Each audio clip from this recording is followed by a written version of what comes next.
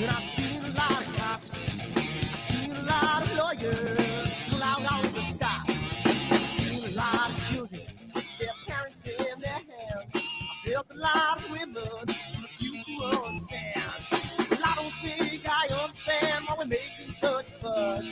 And I don't think I understand what's come of all of us. And I don't think I understand why we take the world for granted. I just want to get right back to Guitar Players Planet.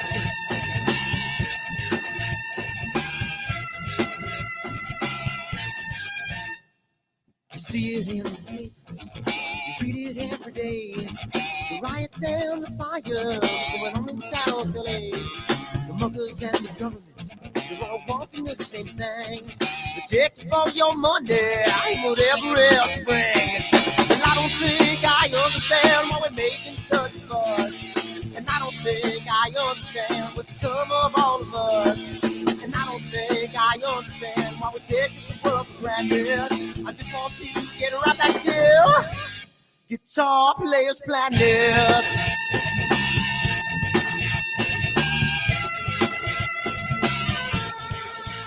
Take me.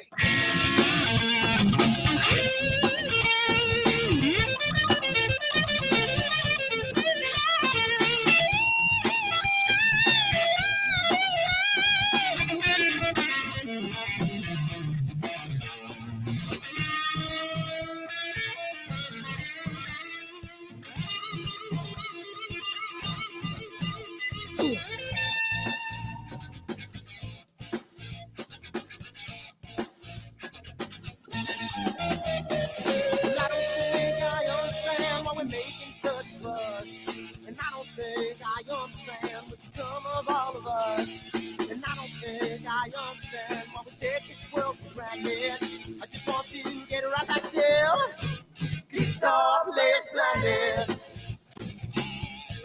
Guitar Players Planet. Guitar Players Planet. Guitar Players Planet. Guitar Players Planet. Guitar Players Planet.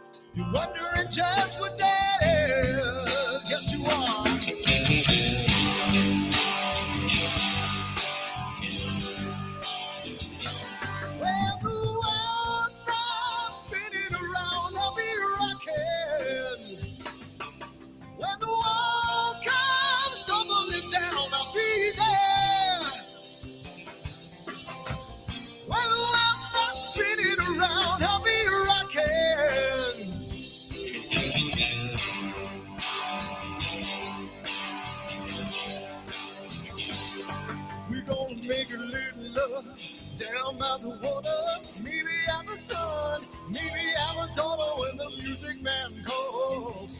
That's when I gotta play.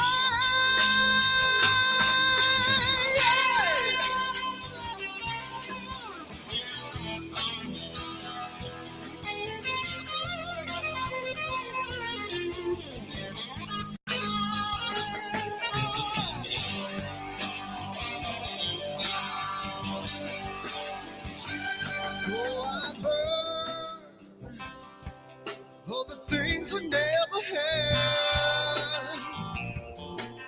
I'm burning with hate, with love. Spin around. 'Cause as a boy I had a dream. Carry it with me today. Yes, I do.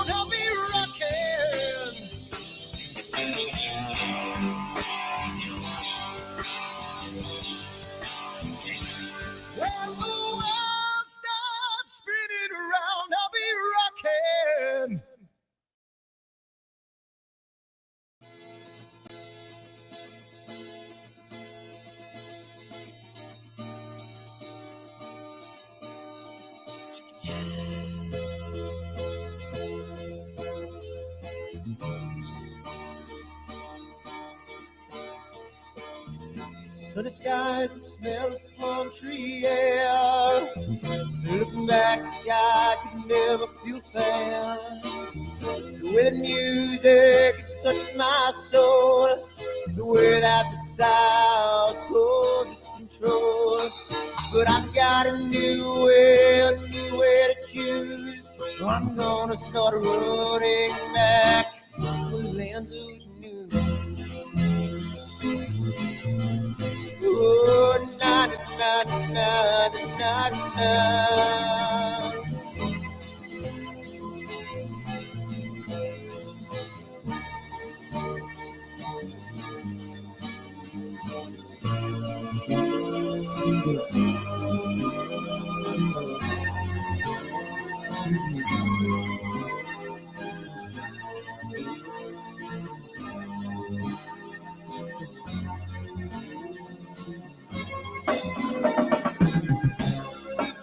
That I have lost my friend.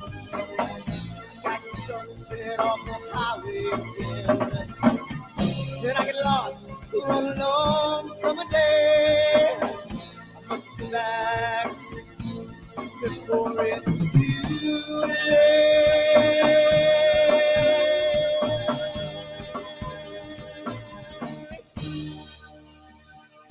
You're afraid, you're feeling alone. Time and space can never unfold. The holidays can ring in your fear. The ghostly embrace can only mean tears. And I've got a new way to choose. I'm gonna start running back for lands of blue. Oh, na na na na na na.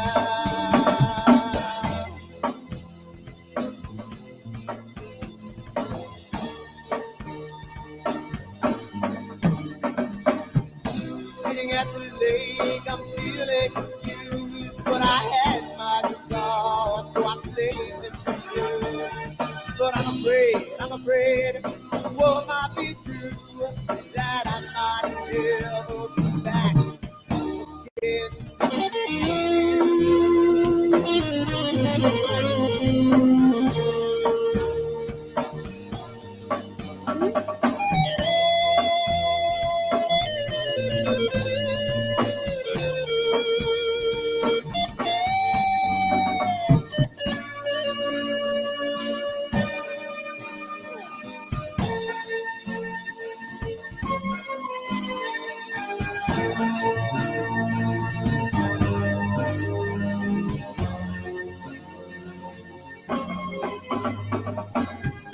Seems to me that I have lost my friend.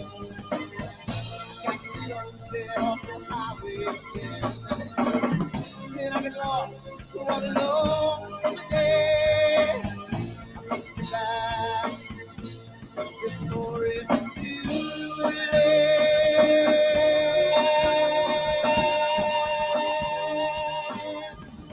Before it's too late.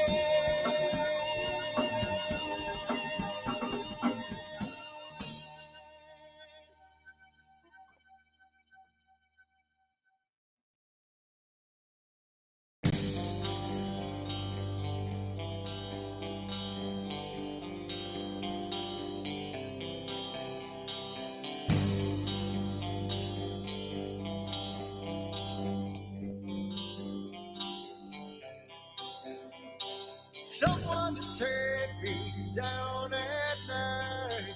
Someone to make my day.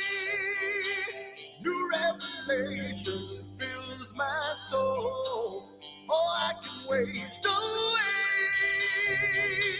You distracting my attention. You're all that's on my mind. Not looking for perfection, but you're too hard to find.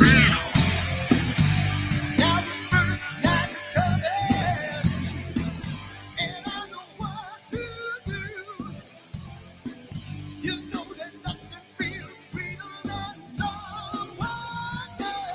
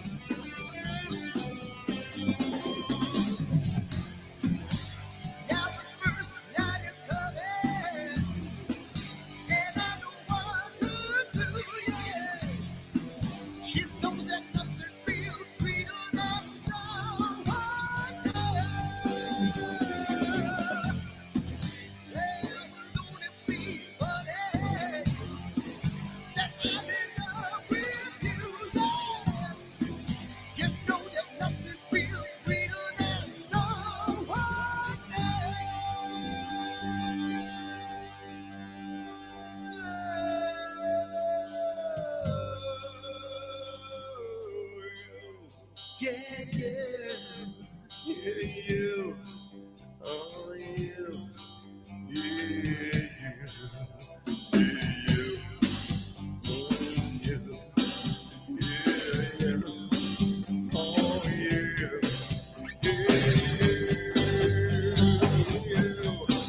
Yeah, you. Oh, you.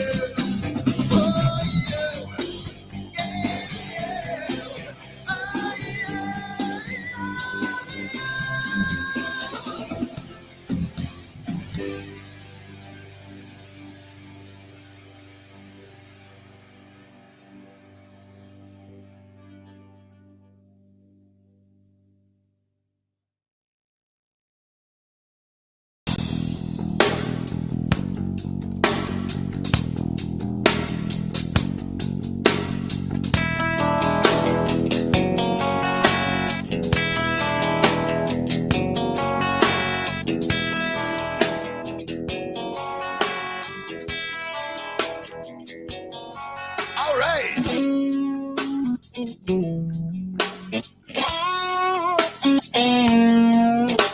Hey, yeah, yeah.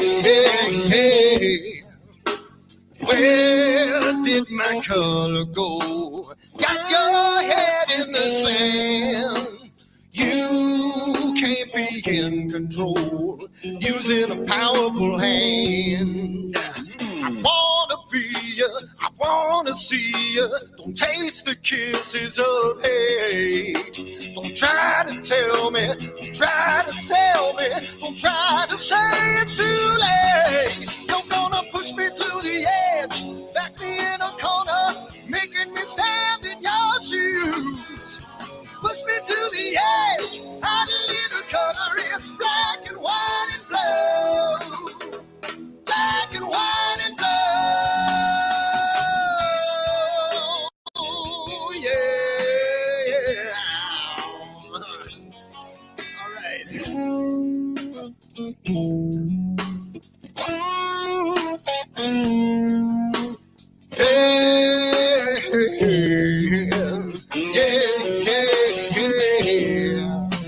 Cat learns to ring a bell. Rat gets free from the maze.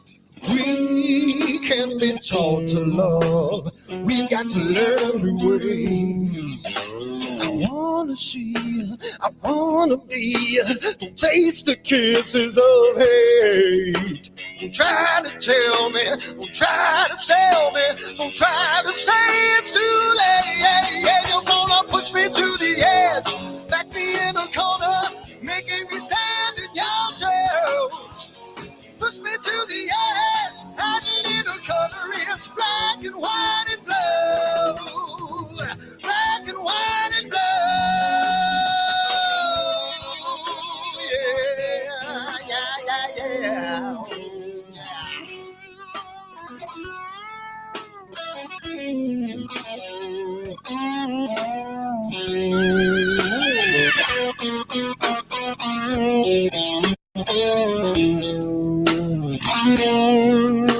I wanna be, I wanna see, don't taste the kisses of hate. Don't try to tell me, don't try to sell me, don't try to say it's too late.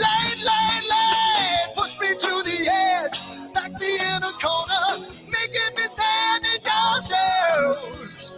Push me to the edge, add a little color, it's black and white and blue. Yeah, black and white and blue.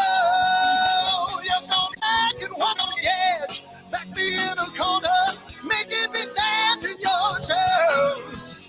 Push me to the edge, add a little color, it's black and white and blue. Black and white and blue.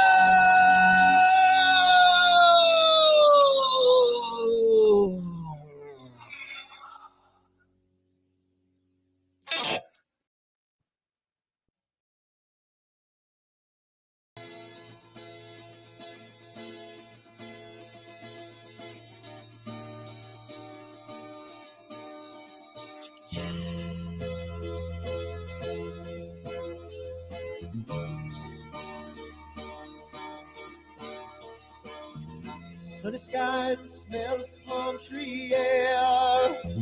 Looking back, I could never feel fair. The way the music has touched my soul, the way that the South holds its control. But I've got a new way to choose. I'm gonna start running back to the land of the new. Oh, na na na na na na.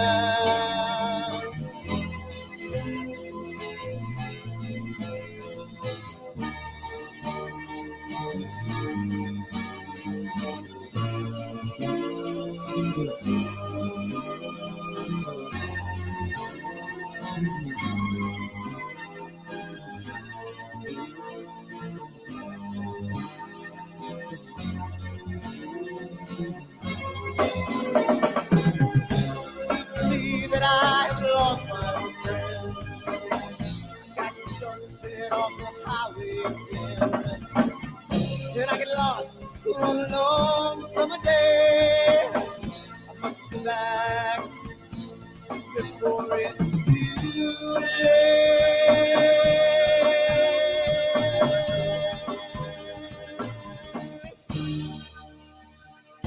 You're afraid, you're feeling alone. Time and space can never unfold.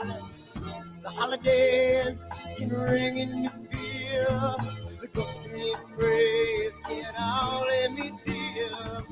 And I've got a new way to choose. I'm gonna start running back for the land of the blue. Oh, na na na na na na.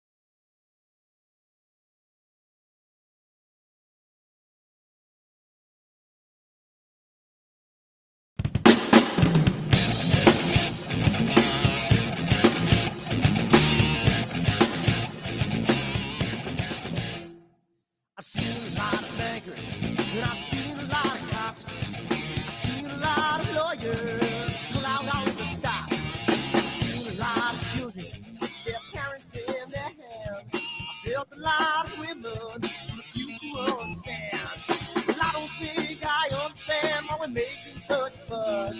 And I don't think I understand what's come of all of us. And I don't think I understand why we take this world for granted. I just want to get right back to Guitar Players Planet.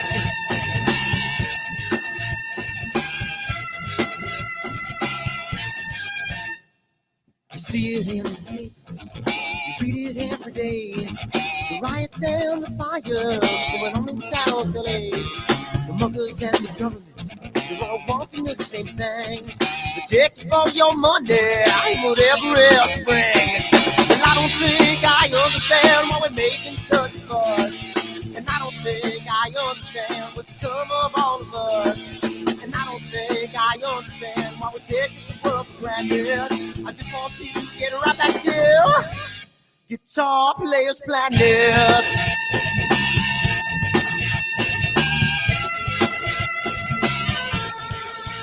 Take me.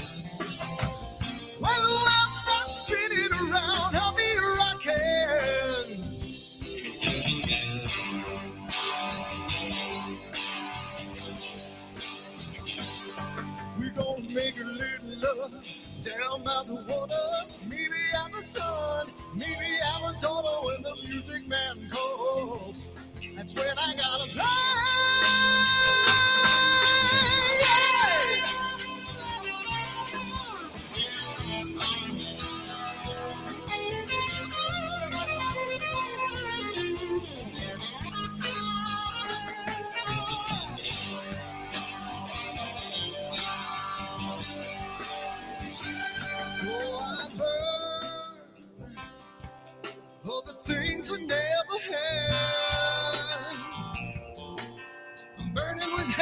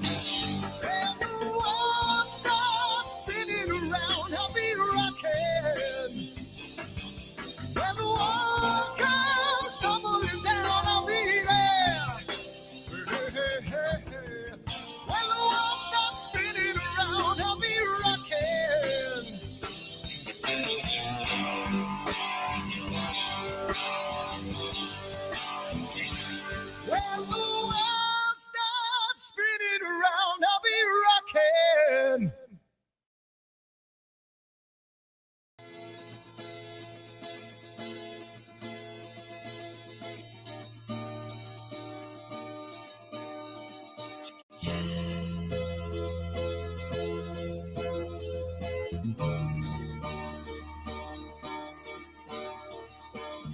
Sunny skies, the smell of palm tree air. Looking back, I could never feel fair. The way the music has touched my soul, the way that the South holds its control. But I've got a new way to choose. I'm gonna start running back to the lands of the new. Oh, na na na na na na.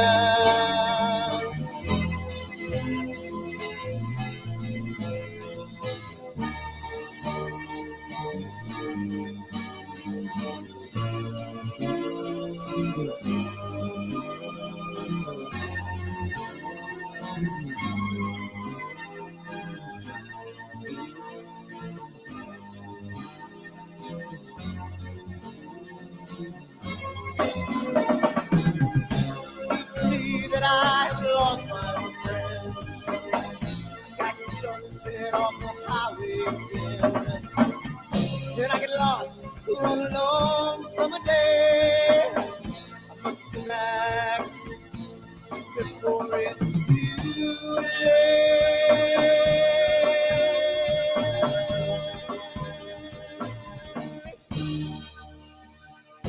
You're afraid, you're feeling alone. Time and space can never hold. The holidays can ring in your fear. The ghostly embrace can only mean tears. Then I've got a new way to choose. I'm gonna start running back for lands of the blue. Oh, na na na na na na.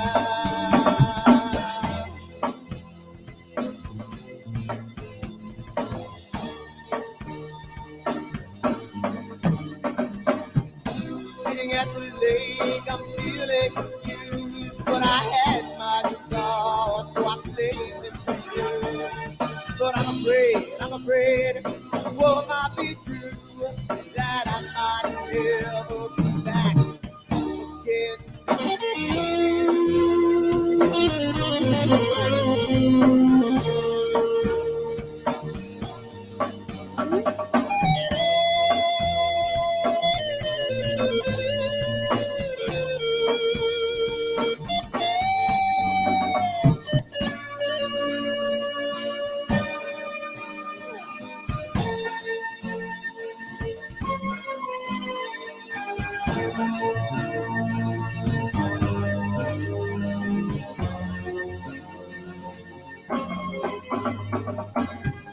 Seems to me that I have lost my friend.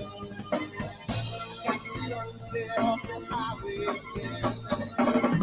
Then I get lost on a long summer day. I must be back before it's too late.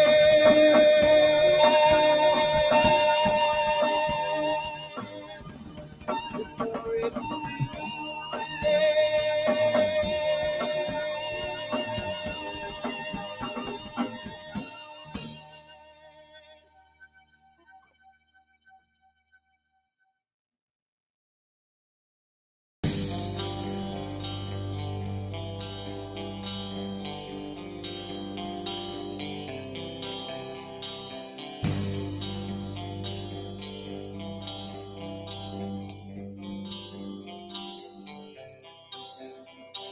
Someone to take me down at night.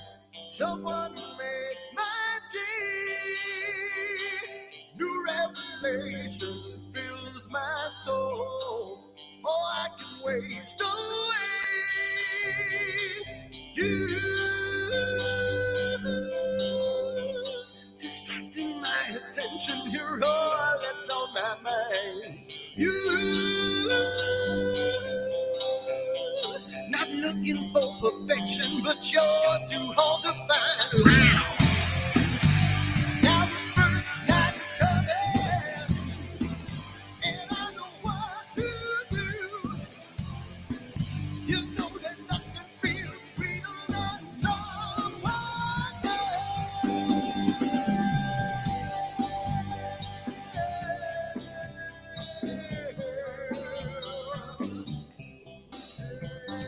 I need to taste your life again. I need a rendezvous.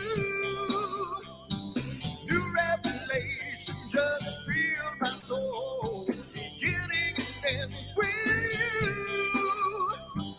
you.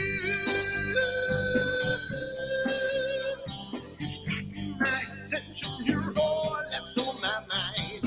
You. Not looking for perfection, but you're too hard to find. Now the first night is coming, and I know what to do, yeah. You know that nothing feels real than someone else, yeah.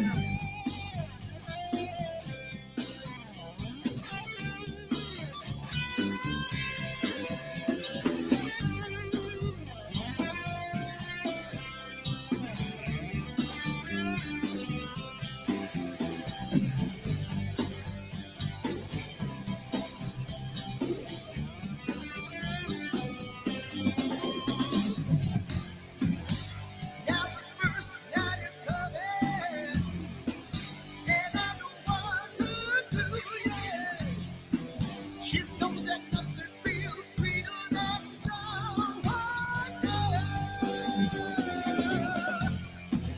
Yeah, alone and free, but that I'm in love with you, yeah. You know that nothing feels sweeter than someone else.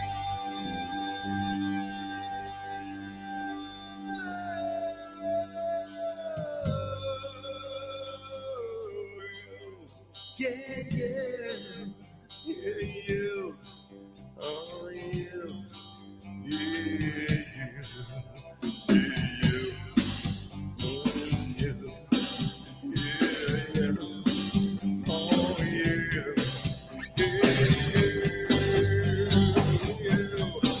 Yeah, you. Oh, yeah.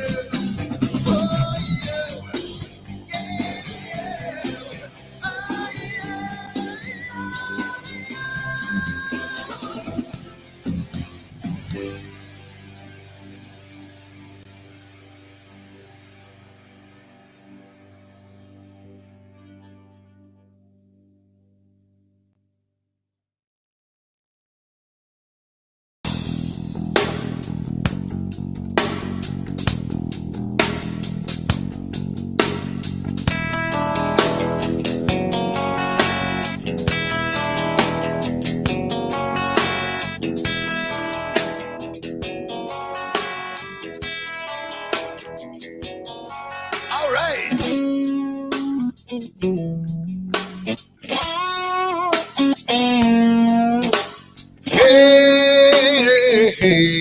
Yeah. Where did my color go?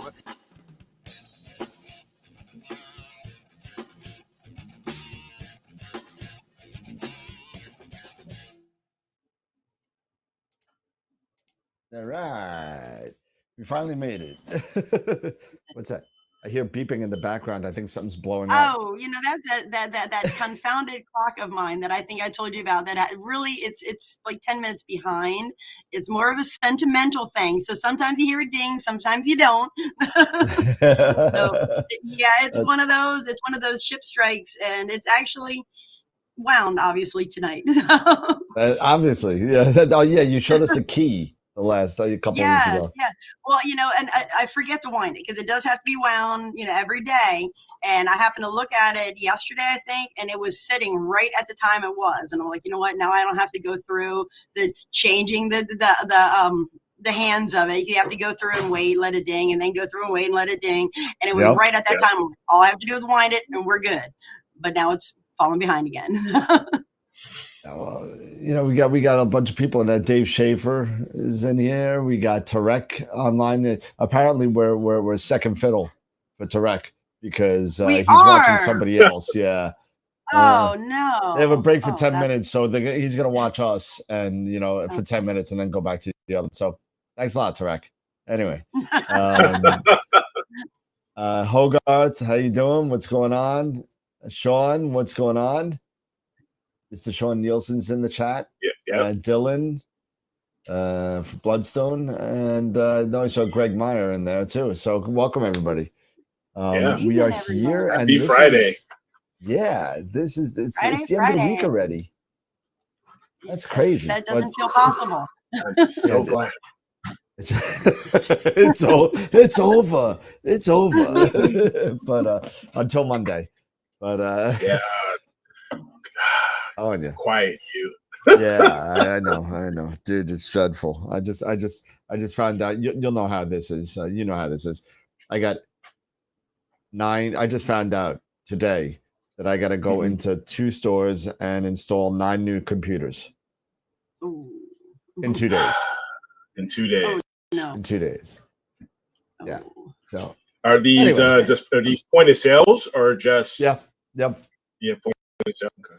Yep. So Still, you got to, it's a minimum of probably 2.5 hours each one. That's if everything goes right. Is that your week? That's if everything goes right. What was that, Jess? Is that over the weekend? You got to get them done. No, I got until Tuesday, but I'm I'm off this weekend, so I'm not going in. It's not happening. Right on. But all right. How's your weather up there? My telescope's outside right now. Yes. So I'm gonna try and be not distracted too, because it is clear as a bell here as well, and the humidity is finally gone. Well, for a day. You know what? I'll take it. I'll take that day. How you doing, Corin from the UK? Corin, my buddy, who sends me all those voice messages via WhatsApp, and it's right.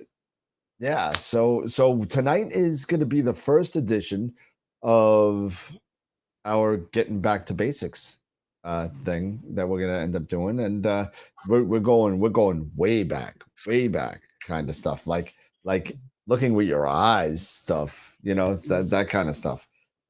So before we do all that, again, let's give our sponsors a shout. And where's the sponsor? There we go. Sponsors. There we go.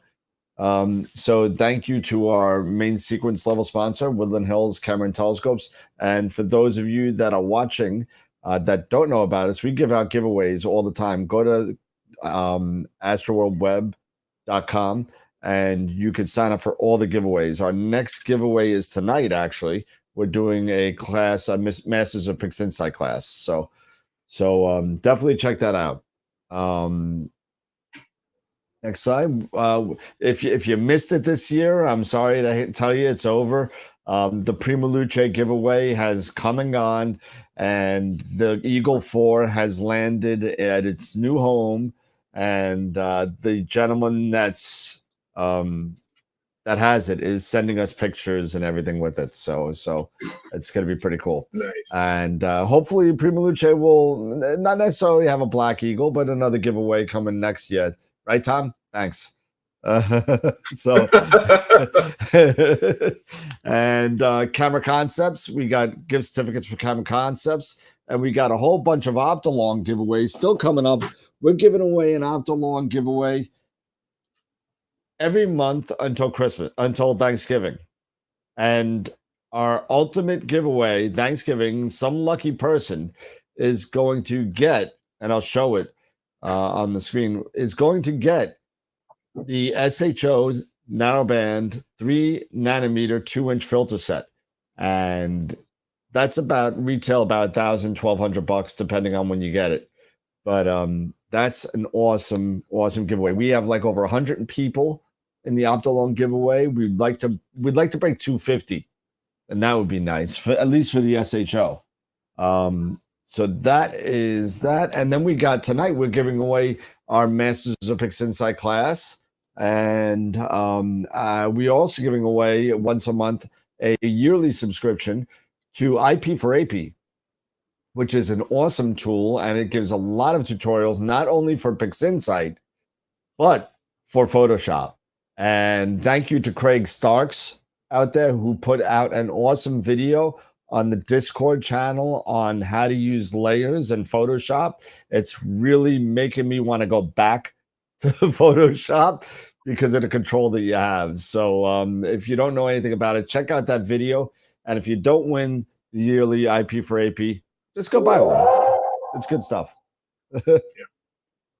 And we couldn't do any of this stuff without all of our member sponsors. Thank you to all of our Black Hole members. John, Bob, Charity, and Sean, thank you so much. Our Red Giant members are growing again. So thank you so much for that. And our main sequence members at all that, I can't say thank you enough to every single person that's on all of these lists, because we couldn't do it without you. We couldn't buy the shirts. We couldn't buy the perks. We couldn't do anything because, I'm sorry, all my stuff's got to go to gear or my wife. So that's where it goes. So without all the members and the sponsorships and all that kind of stuff, we couldn't do what we do, and we love doing it. So thank you for everybody and your support. It means so much. You have no idea. Absolutely. And Wednesday night, we got Molly Wakeling coming, and she's going to be giving an awesome presentation on the James Webb Space Telescope. Don't miss it. This Wednesday, 9 o'clock Eastern, right here. Same bad time, same bad channel. There you go. And on September 16th, we have Nico Carver from Nebula Photos, which is going to be really, really cool. I've never met Nico, so it's going to be a first for me. And probably the first time I'll meet him is probably on the drive run in early September. But he is also one of the ones on Astropalooza. And I got a confirmation of one more person that's coming on. I just got to lock it down. Just so we know, this is growing so much. This may be a 4 or 5 hour event. Really. And it's Nice. not Okay. all going to be live. It's not all going to be live because there's no way that we could get everybody across the world to do this due to time zones or other commitments. Some stuff may be videos recorded. Some stuff may be, just presentations by them. And it's really going to be kind of like the show for astrophotographers by astrophotographers or something like that. It's going to be pretty cool. And then not last side. There we go. And again, go check us out on Discord. Craig Starks, like I said, just put out an awesome video on there. Twitch, we're up to 25 people watching us on Twitch. Thank you to our Twitch followers. And Twitter keeps on growing, and the YouTube channel. Please subscribe, like, Facebook, tweet, Twitter, whatever it is. Just come and join us. We need all the support. So thank you so much for everything. It really means a lot, and I can only say thank you so much. Yeah, you can say it a few more times, but it's all good. Thank you. Please, thank you. Thank you. And if you want to thank us even more, hit the $sign over there in the chat, and you can donate to us right now. but if you're not a member, absolutely, that's fine. And George, welcome. Greg's in there, Corin, Dylan, everybody's still there. 20 people on. Something happened with my posts. My social media posts didn't go out with the new thing, so we might have a little bit less viewership tonight than normal. But it's gonna be interesting. So it'll be fine. It'll be fun. It's always fun. And it'll bounce up again. I've been talking to the guy that has been running the poster. And he was actually in my system today, and it was all fixed. And then I went to go post it. It only posted to my website, my Facebook page, not everybody else's. But what are you gonna do? Anyway, so what's everybody doing? I know that Jesse, you're kind of imaging right now, or I am. Well, I'm waiting for it to get dark. I'm gonna do. I've been trying to get data together on the tulip. So with the moon, I guess we'll do an H alpha tonight. So, okay, yeah. I get about 3 hours before it, from the time I can start until the time it dips behind the trees, and then I'll get a little bit on the cocoon. That's going to be pretty much the rest of the summer, probably into a good portion of the fall, because I only get about 25 minutes on that one tops, and Those it's right near the zenith when that gosh darn trees. I'm telling you, they are like, I love them when it gets hot. We should all chip in, for a tree service for Jesse. Right? Everybody just chips in. We It should be like a marathon or something. That Jesse, we'll just do like, I'll make a GoFundMe account. It's called Jesse's Tree Chopping Foundation. And something. Now my husband and I have been talking about it, and there's, especially after my tragedy, or my near miss tragedy a month ago, with that branch that almost hit my rig. Say we've been here for 21 years, and the trees are a lot bigger than they were 21 years ago, and so we know that they need to come down. But a lot of them are really close to the house. So he can't. I mean, he has a chainsaw; he can take some down. But the ones that are,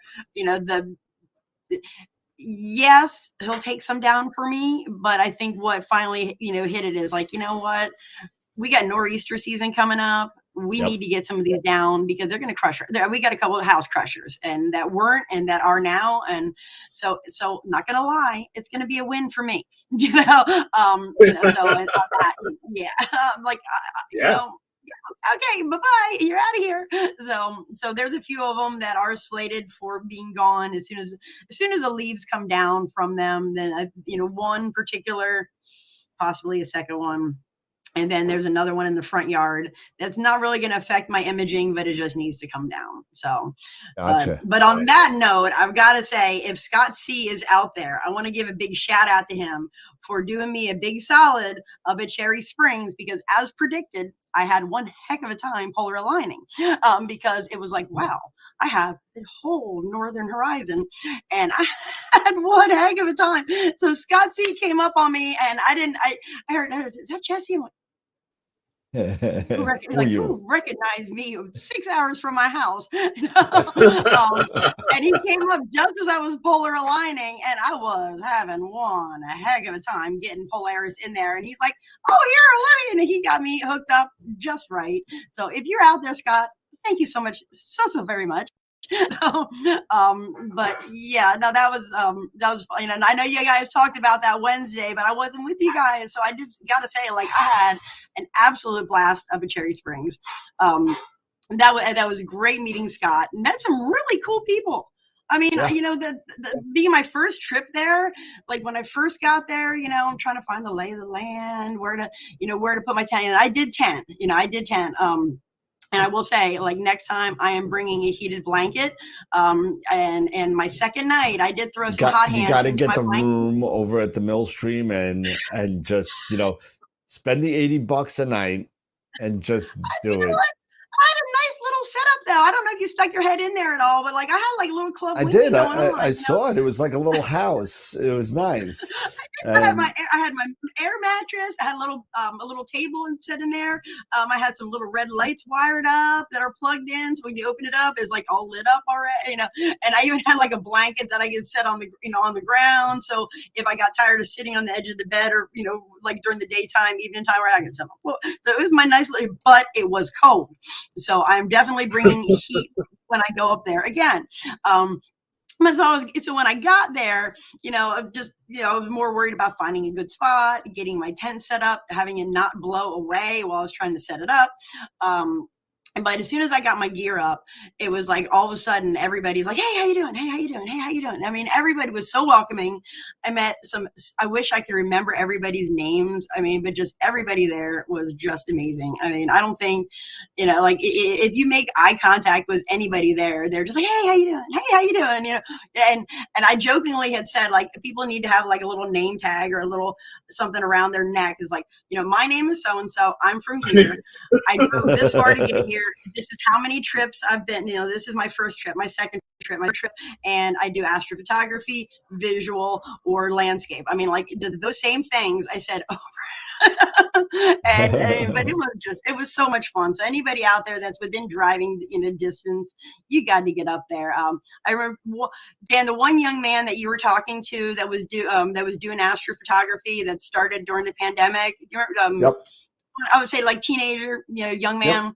Yep. And I remember saying to him, like, he had never seen dark skies. I was like, sit down before you look up or you're going to fall down because the skies just blow you out of the water. I mean, it's funny that kid and his girlfriend, I guess it was his girlfriend. I don't know, but they were both 18, 19, I think, if I remember right.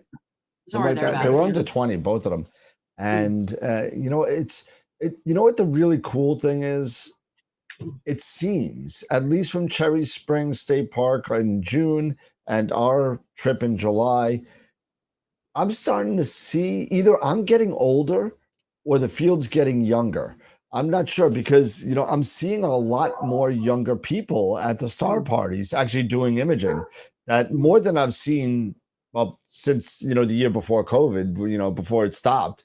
But it's been getting a lot younger out there, like 18, 19, 20. And I thought it was cool that the girl that was with him turns out to be a refugee from Ukraine that moved to Poland. Wow.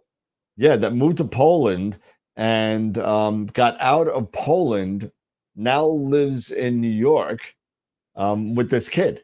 And this kid put her up. Wow. So I guess they're like boyfriend, girlfriend now, or brother, sister, or whatever. I don't know. But I got her whole story. She's been traveling all over the world and everything. It was pretty cool. It's pretty cool. That is awesome. I mean, just people from all over, from,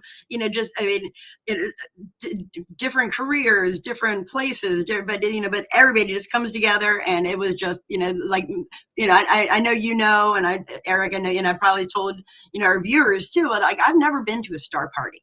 I mean, everything that I don't have a local club. I have learned what I do on YouTube, on the internet, by books. So if I ever pronounce stuff awful, which tonight I just might, it's because I've read it, not heard it. So I've never really been around, in that atmosphere. So I tell you, I got out there talking to people and it was just like, boom, I'm gone. So I'll have to tell you later about how bad my Saturday night data ended up being. But why? Is because I'm just chit-chatting and, having so much fun doing that I wasn't paying half as much attention to my rig as I should have been. Yeah, me too. I lost about an hour and a half of data myself, but yeah, but you know what? It was a great time. Like, I had a great time with you and Ron, like, and looking in his telescope. That was the first time I've done any kind of visual at all in a long time. That was fun. But just getting to talk to people that have the same thing, it's like, that was awesome. Just loved it. Well, Jess, I gotta give you props because, Scott helped Jesse. Well, it turns out Jesse bailed me out on at the trip because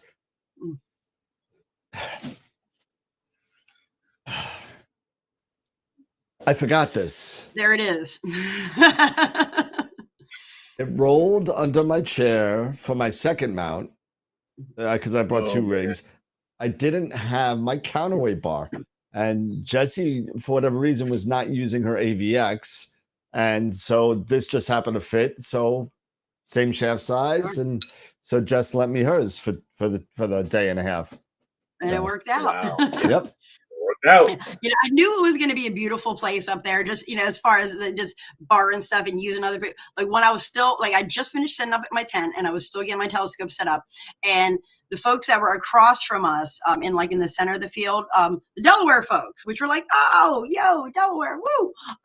But I heard one of them say, I need a really tiny Allen wrench. I just kind of set it out there into space. And then people just start showing up with little Allen wrenches. They're like, here, is this going to work? Here, is this going to work? Here, is this going to work? I'm like, I have found my people. It was cool. It was very cool. Because like, I've said that before, but nobody's come out of anywhere because there's nobody around, just trees. Oh, I finally got the echo out of my head. Oh, finally. Oh, good. Good. Yeah, so tonight's back to basics, and we're going to talk a little bit about constellations, asterisms. We're going to talk about the Bortle class and what Bortle sky scale actually means. And we're going to talk about, what you can see or what you can get using a planetarium software. And also, what's the right tool for the right job? I think we're going to touch on that a little bit. And I think that'll be the first episode of Back to Basics. I think that's what that is. So, who would like to start off? Eric, Jesse, I've been talking enough. Well, doesn't matter. I want to start with constellations, I guess. Okay. I can go ahead and get that started. So, Okay. I'll make you nice and big. You make me nice and big. Oh, Lord. Hold on. Oh, let me get rid of this. There you go. Don't have to be that big. And it's all yours, Miss Jess. Oh, okay. So let me ask you before you start. Do the kids at school call you Miss Jessie or Miss Winky? Miss Winky. Miss Winky. Okay. I mean, that's it is Miss Winky, and so that, of course, with a name like Winky in high school, you get to Winky Dink, Winky Twinky. Kids are such I always tell my jerks. students, like, after you're out of my class, Winky Dink is just fine, but I'm lighthearted enough for it, but it's definitely Mrs. Winky. There you go. All right, so there you go. Moving on. All right, so I guess getting started with the basics, and I'm going to come right back to Cherry Springs. So a couple of the young men that I met there, as I said, there's people from all different levels and all different, some were doing visuals, some were doing astrophotography. Really easy to pick out the astrophotographers because of the wires hanging off of their telescopes. I mean, that was easy, super easy. You could walk around during the daytime and be like, astrophotographer, visual, astrophotographer, visual. But there was a couple of young men that were across and diagonal, and they had a job, and they were learning how to star hop. And I remembered years ago, when I first started doing visual and trying to learn how to star hop, and I never did very well with it. The resources certainly weren't out there when I got started in that. But they were just having such a good time with it. And a lot of the folks around there were really helping them out. But knowing how to find your way around the night sky, is probably one of the most important things in any kind of astronomy, astrophotography. I think we get kind of, as I'm over here, like, if you see me looking here, I'm over here doing my plate solve, for getting ready for imaging. So we kind of get complacent, I think, with where everything is. And I know I do, and I have to reorient myself, completely. But at the end of the day, it is, what constellation, where is the target that we're looking at?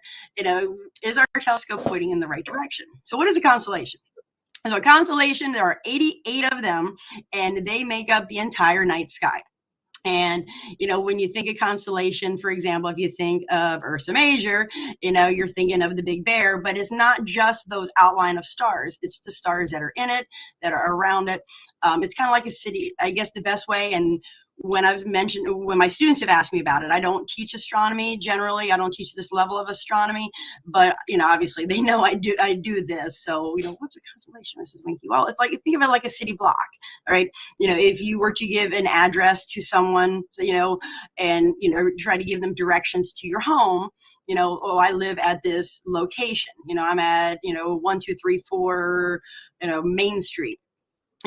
but you're going to say, okay, you're going to go down 2 roads, and make a left on the 3rd block. Well, a constellation is kind of like a block, and it's a chunk of sky that is designated by these stars. So it's the stars that we see, it's, that outline, whether it is Ursa Major, whether it's Cassiopeia, whether it's, Cepheus. Again, am I pronouncing that right? Cepheus, Yep, yes. Cepheus. It is Cepheus, Yeah, okay. Perseus, like they say, but there's 88 of them, okay? We don't get to see all of them depending on where you live, unless you're like right on top of the equator. You're not going to see all of the constellations. They're going to be, specific to your latitude. But they were, I don't know when they were designated. And if anybody knows that, please tell me, because I'd love to know when they were designated, these specific constellations were designated as these are the ones that are going to mark out our night sky.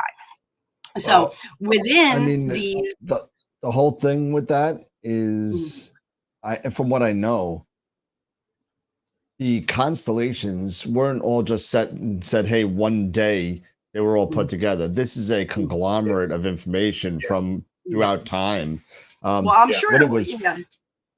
When did they say this is going to be the outline? Like, okay, so we've got Perseus here, and this is the outline that makes Perseus, but this is the space that we are going to consider part of Perseus. Yeah, who actually gridded it out, kind of. Yeah.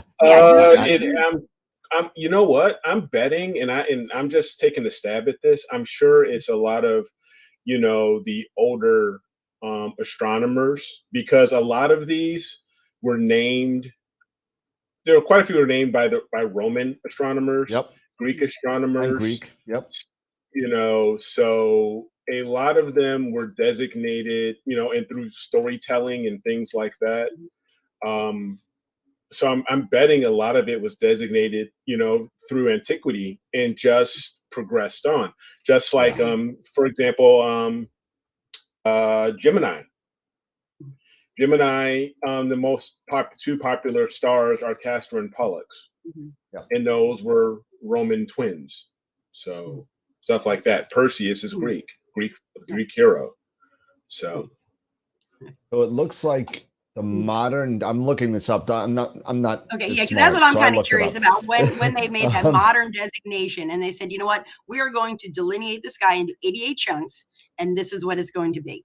Now, so it looks like the 1603 star atlas called the Uranometria by Johann Bayer assigns stars to individual constellations and formalized the division by assigning a series of Greek and Latin letters to the stars within each constellation. So that was the start of it. I'm sure, like Eric said, it grew from there. But these constellations were named probably Copernicus time or something like that. Yeah, some of them were named a long time ago. And believe it or not, some of them are not only Greek and Roman, but some of them are Arabic too. Yes, and, yes. Some of them perfect example is the Pleiades, and actually the Pleiades was originally called Subaru, believe it or not, just like the car. Yeah, that's why they have the car. Yeah, so that's why they have that as their little logo. Okay, I know a lot of the stars have Arabic names, and they do. But I hadn't really thought much about the constellation. So it was 1600. What year? Tell me one more time, and I might remember a second time. 1603. Okay, awesome. Thank you. Learn something new. So in 1603, I guess, is when they started getting this all together.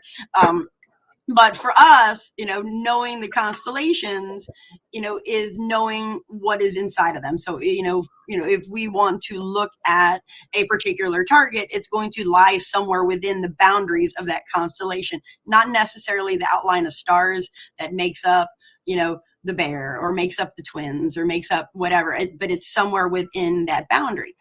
And then you have the asterisms. Okay, so Big Dipper, I think it's probably the most common one. The Big Dipper is not a constellation. It is a part of a constellation. It is part of Ursa Major, which is the Big Bear, and still not sure what bear has a tail like that. But anyway, that's a question for another day. Maybe So they evolved through time, you know, and then maybe back then they had tails like that. I don't know. that's all I can imagine. You know, or, There was no iPhones back there. You can, you don't know. right? They just know. I mean, I don't know. I'm just going to kind of roll with it and be like, I love your bear with the tail, so it works for me. So Works for you me. know, so then so the asterisms are not a constellation unto themselves. They're part, you know, an asterism is going to be a part of one of those 88 constellations. Of course, the Big Dipper being the most common one. So circumpolar, what does that mean? So Polaris, our North Star, it stays.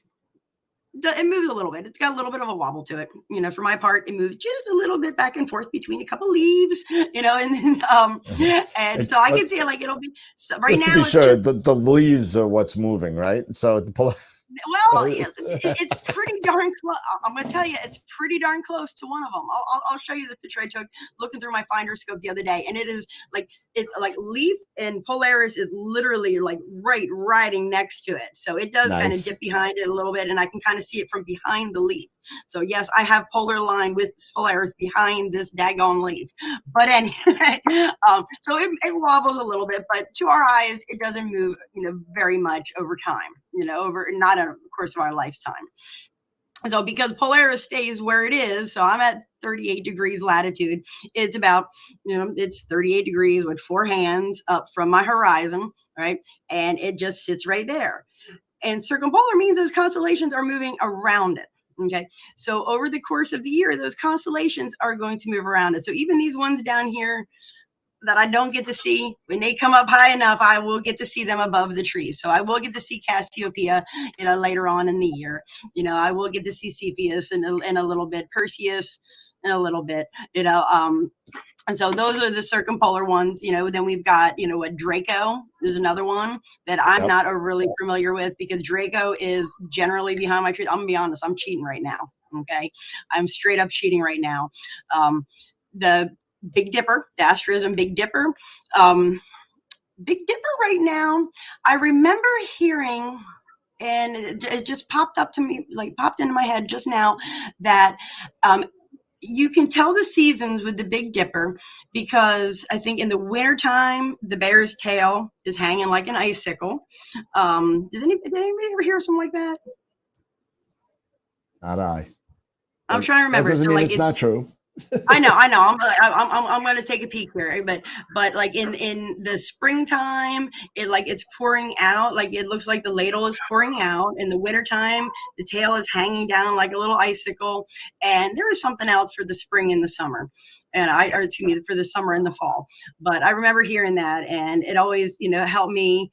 I mean, not that I couldn't tell what the season was anyway, you know, because of the temperature and calendars, you know, all that good stuff. But I imagine for, you know, ancient folks, that was a good way for them to kind of, you know, get a handle on what season was coming, maybe. But let's see. Other circumpolar. Did I hit them all? So I did the Draco and Perseus and Cassiopeia. Perseus isn't normally one of them, I don't think. Not Perseus. Perseus is kind of like on the outs. It's like kind of like outside, like Cassiopeia, Perseus. It's not really. Yeah, so, it really depends on where you are. Let me just throw my 2 cents in. If you think about it, everything is circumpolar. I mean, it is, yeah. Because eventually, everything revolves either around the northern or the southern. Now, what makes it circumpolar is that it's visible from your latitude throughout the whole year, no matter what. So in New York, the 5 circumpolars are Ursa Minor, and it's going to be the same in Chicago: Ursa Minor, Ursa Major, Cepheus, Cassiopeia, and Draco. Okay. And those are the 5. And if you're like a couple degrees down, and I'm going to butcher this name, Camelopardalis or something like that. It's the camel. Camel. That's called camel. Yeah, the camel. The camel. Okay, so first you have to see, like, now you're just completely blowing my mind here, because once it dips down behind the trees, I have this idea of what the constellations look like behind there, and in my mind, I think Perseus has always been down there. So now, you've really like blown my whole mind. I'm not much farther south than you. I mean, I'm like 38 degrees latitude. So you got to remember that what makes it circumpolar is that you can see it through the entire year. Right now, Perseus is really high, like almost at the zenith right now. Yeah. Right? So think about how far that is away from Polaris. Now take that spacing and go around to the other side. It's going to be under your horizon in the winter. My mind, it's always been there. In my mind, it's always been there because I don't know any better. But that's what circumpolar is. So I just wanted to throw that out there real quick. Yeah, no, it's all good. You blow my mind though, because like I say, in my mind, I've always thought that. Oh yes, Jesse, I don't think Perseus is up the whole year. I don't think so. Dang it. There goes Sorry my little to burst world. your bubble. Blew my little world, Dan. I do that sometimes. I'm sorry. That's good. No, that's okay. I probably needed the reality check. Now I'm just gonna. But you really got to kind of check for your latitude. Because if you're down in Florida, Polaris is lower. Like 23. Yeah. If you're in Maine or Canada, you're gonna have more circumpolar because because the North Star is higher. So you have more that are around the entire year.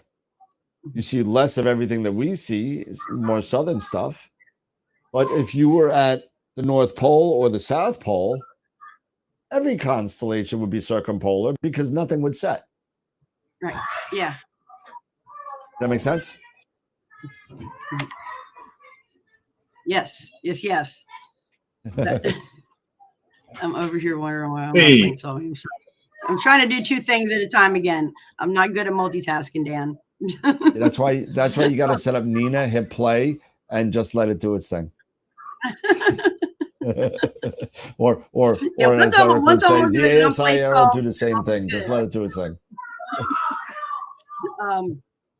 So these young men would so as far as the constellations go, and just I think for us, for what we do, it's nice to know.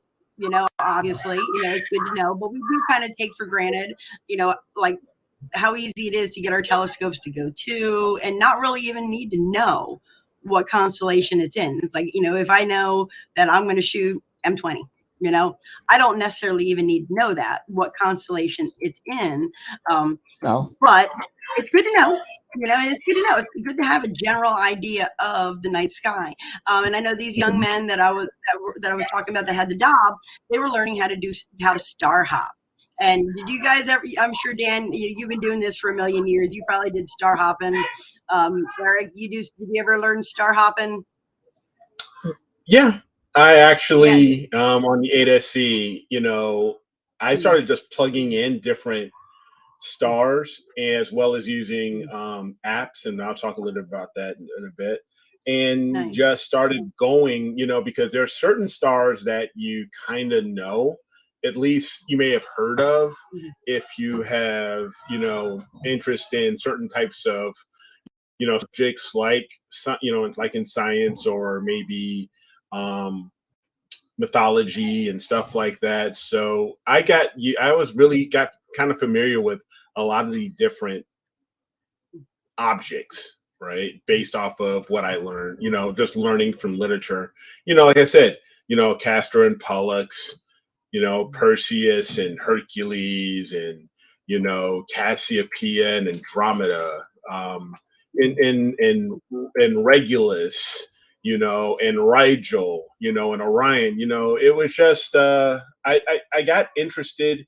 That's what got me really going, in astronomy, was just, learning about that stuff. And I just started this hop. I just wanted to go here and go there and just check these different areas out.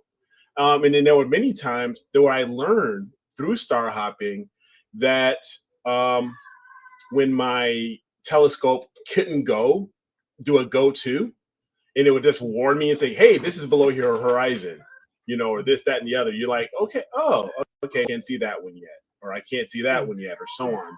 So yeah, I did a little bit, of star hopping just to get familiar. Yeah, and it was never learned it as well as I probably should have, and I did share that with these young men because they had made a mention about the go-to. I'm like, I've learned it. It's not, it's something that's going to be wonderful for you to know. Even if you, they had mentioned that they're like, we're going to take our camera, that they either had or were going to put their iPhones up to the eyepiece and take photos. So I did kind of warn them, like, that's the gateway photo, guys. Like it's just beware. That once you get that first photo, it's just like it's all she wrote, but and I remember learning a couple of the stars and like going from this one to this one. And so what is star hopping? Okay, if anybody out there is wondering what in heaven's name we're talking about, what star hopping is, it's trying to find constellations by saying this is one bright star. I know this bright star. Let's say this is Altair. I'm going to go from this star to this one, and then I'm going to go like 2 degrees, like over in this direction and then over in this direction to point my telescope at this target that I can't see with my naked eye, but I'm going to put my finder scope on this target and hope that it's going to be in the eyepiece. So what star hopping is working your way around the night sky using these bright stars to find your locations, which is a lost art, really. I think so. Dylan O'Donnell did a video. I don't know if you guys have seen that. If you haven't, you need to go find it. It's absolutely hilarious. He did it like 3 or 4 years ago on the difference between astrophotographers and visual astronomers. I saw it. Getting effing camera. When he says getting effing camera. It was amazing. I mean, but he had like the gray beard on, and he was talking, but he went to star hopping, and he was like, and if you go to, and like the one finger is the 1 degree, and if you put your hand out, it's 20 degrees, and spread out it's 20. But he went through the whole thing, and oh my gosh, it was so spot on. It was absolutely amazing. So if anybody out there has not seen that, you got to go find it. It's definitely worth the chuckle. And so essentially that's what star hopping is, how to find your way around the night sky by learning what the bright stars are. And obviously they're going to be different based on your location and, the time of year and whatnot. But that's something good to know, I mean, just to know where you are. I mean, like Eric was saying, about when he was getting theirs, like object below the horizon. I had the same thing with my 6SE too, and if you didn't know what the stars were, you don't know where you're pointing them at, Right.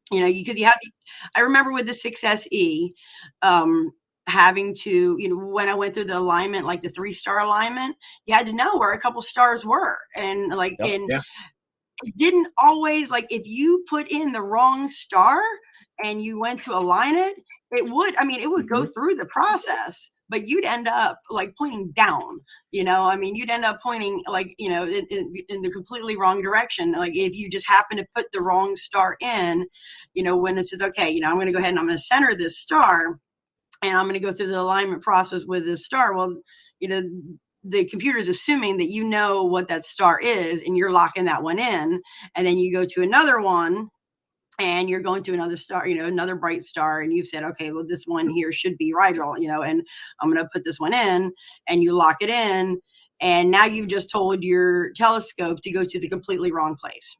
So, you have to have a kind of general idea. So, yeah. But one thing that's Eric, really good.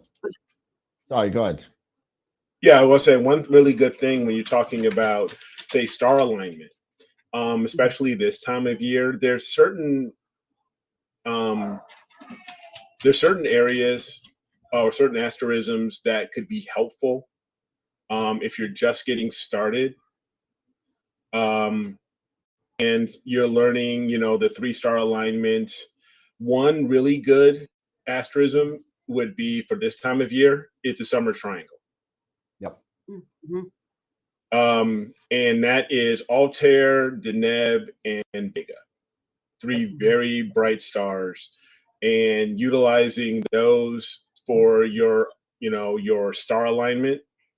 That is a very handy, trio of stars to use, to do that 3-star alignment this time of year, because it's known as the summer triangle. So it's very common. You'll see it right up in, above, at zenith and very near zenith, where we are right now. So. And it's very prominent. I mean, all 3 of the stars are They probably are bright. very prominent. If you look up, I mean, even at Cherry Springs, I remember being able to spot those. I mean, they are so much bright. I can never remember my magnitude scales, but they are probably the brightest stars straight up. So yeah.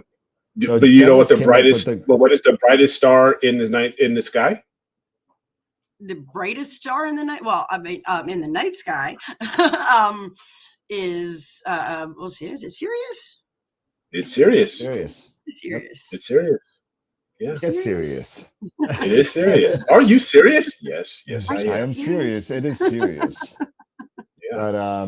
But before, Dennis had a good idea in the chat. And I'm just going to bring this up real quick. I was actually going to do this. You're going to do the circumpolar? No. But I was going to bring up because I was talking. You wanted me to talk about planetariums. Yeah. So I'm just going to give them a quick visual on what circumpolar is real quick, because I have it set up. So you're gonna have to excuse my horizon. This is my custom horizon. So if it looks kind of weird, that's what I could see with the trees and stuff like that. So right here is Polaris. I'm sorry, right here is Polaris. Can you guys see the live, or do you guys see the 3? I got it live now. Yep. Okay. Oh, there you are. Okay. Yep. And on YouTube. Yep. So here is Ursa Major, and there's that lovely tail that Jesse was talking about, right? The nose, the feet, that big tail. Though I'm not sure about that. Draco is here, and you can make out this, the head of Draco in light polluted skies on Long Island. You can make that. That's not Draco. I don't believe. I think Draco is right next to it. No, that's Draco. Yeah. This is Draco right here. Yeah, what you're circling at right now. You were over a little bit over to the right, to the left of it. So at first I was wondering what that constellation was. This is a head. Yep, that's and the then head. Here's the body going across like this. Yep. Yeah. Because you were over right next to it. Oh, sorry. My bad. Yeah, so I was. I'm so far away from the screen, I can't know what I'm pointing at. So, over here, you can't really see it over the names because I got a lot of stuff on here. This is Cepheus, right here. Yeah. And over here, we got Cassiopeia here, and Ursa Minor here. So those are your 5. At least from mid-northern latitudes, right? So if I were to, if I were to fast forward in time here, we'll do it by, a couple of minutes, and you'll see how they all kind of rotate around the North Star, right? Yeah, and that's, and that. Another good thing to think of, and I hadn't even thought of that. I mean, until you started spinning this, is when people do those photos of star trails. Yep. When they put their camera right on, they just center Polaris. I've not done this, for obvious reasons. But when they center Polaris in their on their sensor of their camera or telescope, whatever it is you're using, and just let it sit there, and you'll see those you'll see the stars just trail right around it. So I guess whatever is going around, spinning around there's circumpolar constellations. So now we're in Cuba, right? Right now Polaris is down here. Okay, so now instead of 40 degrees, we're at about 18 degrees. So now you probably don't have, the only circumpolar one you may have is Ursa Minor. And you may not even have that at Cuba, Mm. but you'll get a lot more of the southern sky. As you go, see, everything dips underneath. You know what I'm saying? Now, if we were in Greenland, right? Now Polaris is up here. Yeah. There you go. They don't have the stars yet. Oh, you know. I'm sorry. The sun doesn't go down. The sun is not sitting right now. That's right. Yeah, you're green. Yeah, the sun doesn't go down there. So you know what? Everything's circumpolar because you can't see it anyway. So, but I just wanted to give that visual real quick on that, and then we'll move on to Eric and his presentation regarding what you could see. What can you see? What can we see, Eric? Yeah, and there's lots of different tools that you can use as far as what can you see, in your area in the night sky. But also I'm going to hop into what we were just at in Stellarium, which is a really free, great planetarium tool. I'm sure everybody pretty much here for the most part, and most of the people in our audience, unless you are very new to our to the channel, and if you are, welcome. We appreciate you joining us, and you're taking the time out to spend with us. You may not know where everything is, or where certain objects that might interest you may be located at. And you're going to ask yourself every once in a while, you might want to know where the Eagle Nebula is, or if you have that interest. If you like nebulae, if you like galaxies, if you like open clusters or globular clusters, things like that. And you can figure a lot of these things out by using different tools, and what we call planning tools, such as one of the ones that I use primarily is Telescopius. And I'm going to share that here really quick. And so if I go here to Telescopius,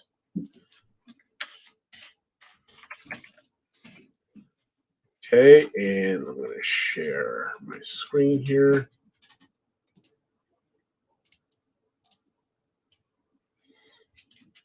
All right, and within Telescopius, right at the very first page, it's what's in the sky tonight, and you can go and select based off of entering in your observatory settings, which is entering in your latitude, your longitude, your GPS location. It then will give you information based off of that day, or you can look even further ahead at what you want on a particular day, say maybe during the new moon, or something like that, what you want to look at. So you would simply go into targets and you can select deep sky, for example. And based on how long you want to, we want to know how long it's over, or how long it is, or how far something is away from the moon, because right now we're in a full moon. If you want, you can set information here as far as how far you want to be away from the moon. And right now there's really nothing, but you can say, I want to be 0 degrees away. Okay, which is basically facing north. Okay, this is basically facing Polaris. And how long it will be over a certain right ascent declination.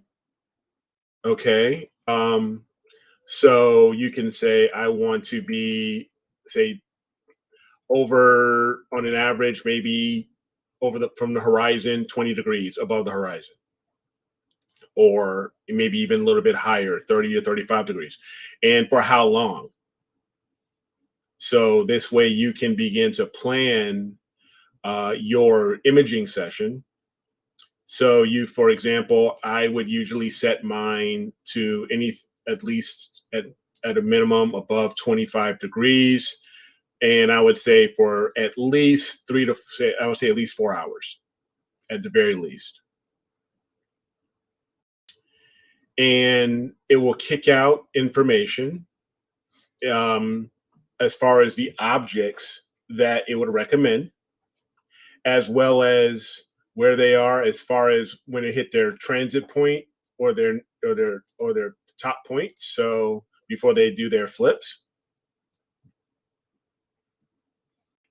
So here's Andromeda, and based off of my horizon and my altitude that I set, which was 25 degrees, here's the 25-degree mark, this green line, and where it will be and when it's going to be at that particular time. Right. That's and cool. so Yep. I can then slowly increase that until I get to the point where it reaches the meridian and come back down. And this, and that usually helps you. That will help you get an idea to say, oh, if your sky or say your home or wherever you're imaging from, if you understand the altitude or how many degrees above those objects your sky is, so so you can start, so you can have a clear view of the sky, then you can set that information. So you can make sure you're not hitting or imaging that tree or your roof or anything like that, and make sure you can get good data is what I'm trying to get at. And it also gives you information of when it rises over that 25-degree point and when it sets below that 25-degree point. And in here, you can also, if you choose to, you can create an observation list. And so if I signed in here, I'm just going to go ahead and use Facebook, and it'll pop back up. Right now, I created different lists based off of the different times of the year or the object type, and you can save that information. So it's a good way for you to know what's coming up during that time of year, during that season, to best plan your targets. You can even enter this information and open this up in Stellarium, and you would just simply enter in your Stellarium URL and your password. But we're just simply, instead of going there, we're just going to hop over into Stellarium. And right there is Andromeda. So you can set, so that way you can have a very good idea. So for example, if I went back to my location window, oh no, not my location window. It is my settings, my base settings. And if I go to my landscape, and there's my home horizon. If you can utilize different types of tools to create your own home horizon, to get an idea of what obstructions are going to possibly be in your way, I would take advantage of that, those types of planning tools, those types of survey tools. So as you can see here, Andromeda, this is just one large tree, right, in my back, in my neighbor's yard. So right now, as if I move forward here in time, for the most part, now if you see, Andromeda still stays was still going to stay in my field of view for my telescope, and then I'll hit the meridian and come back around.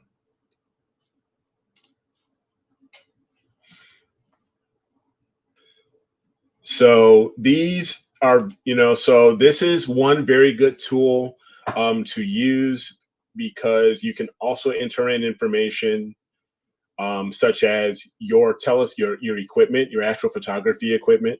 Even if you decide to use a hosting service such as iTelescope, you can utilize their information on their telescopes.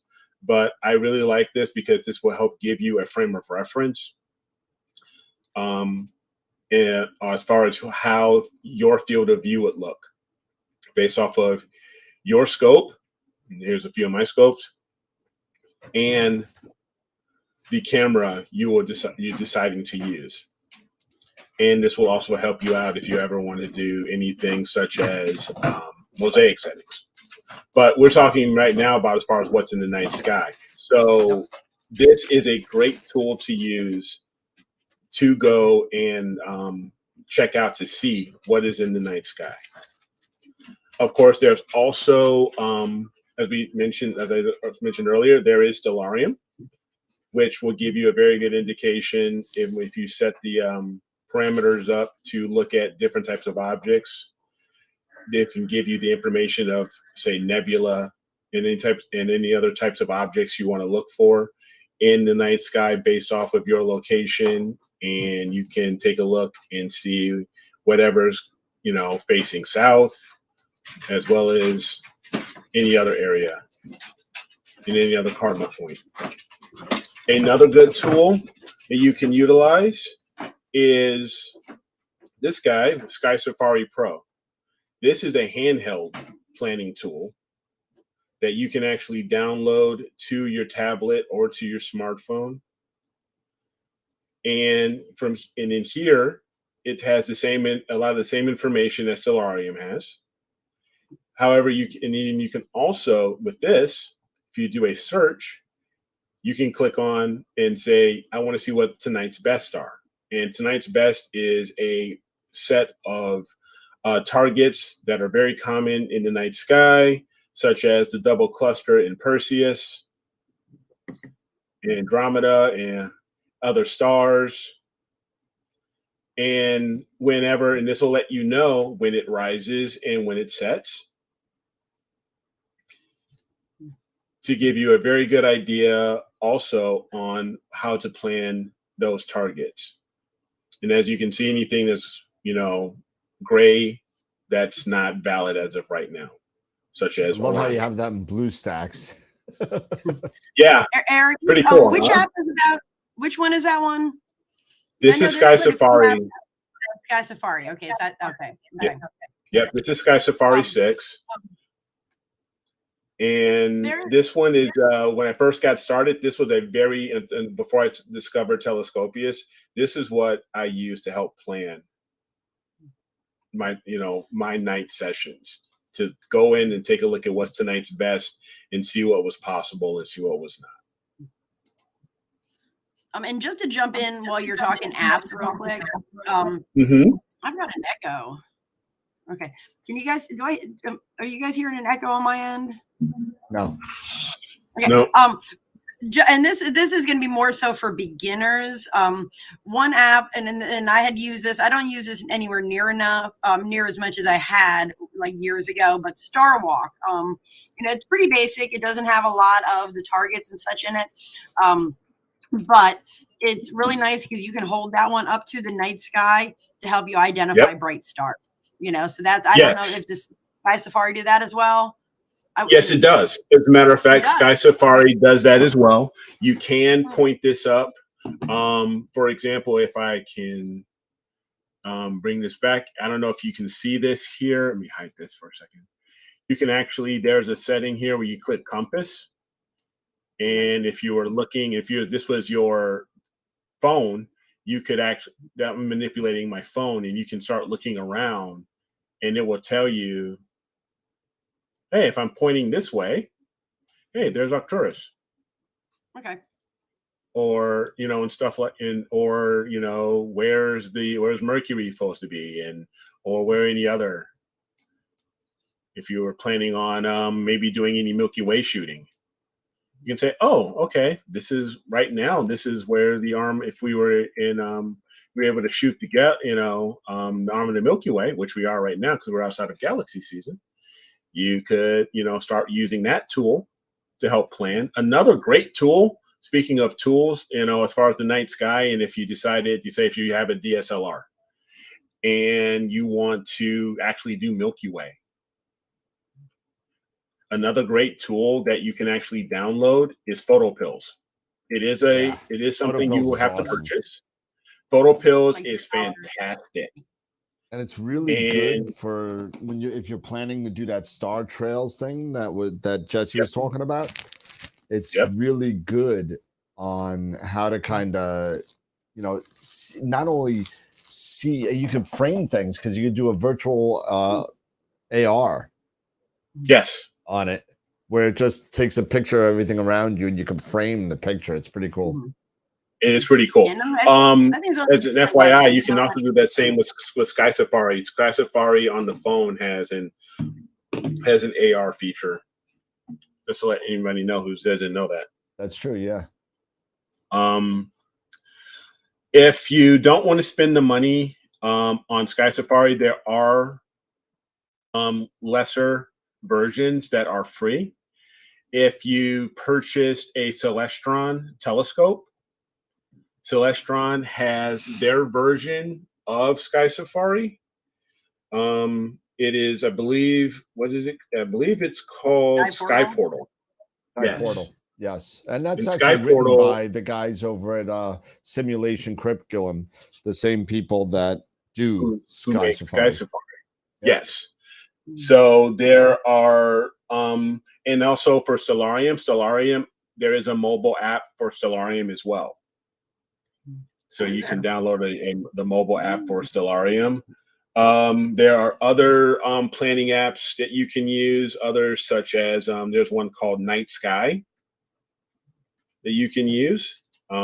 Sky Guide is another, and Sky View. There's tons of different apps just on your smartphone that you could utilize to learn the night sky as well as plan for any type of astronomy observation or astrophotography sessions.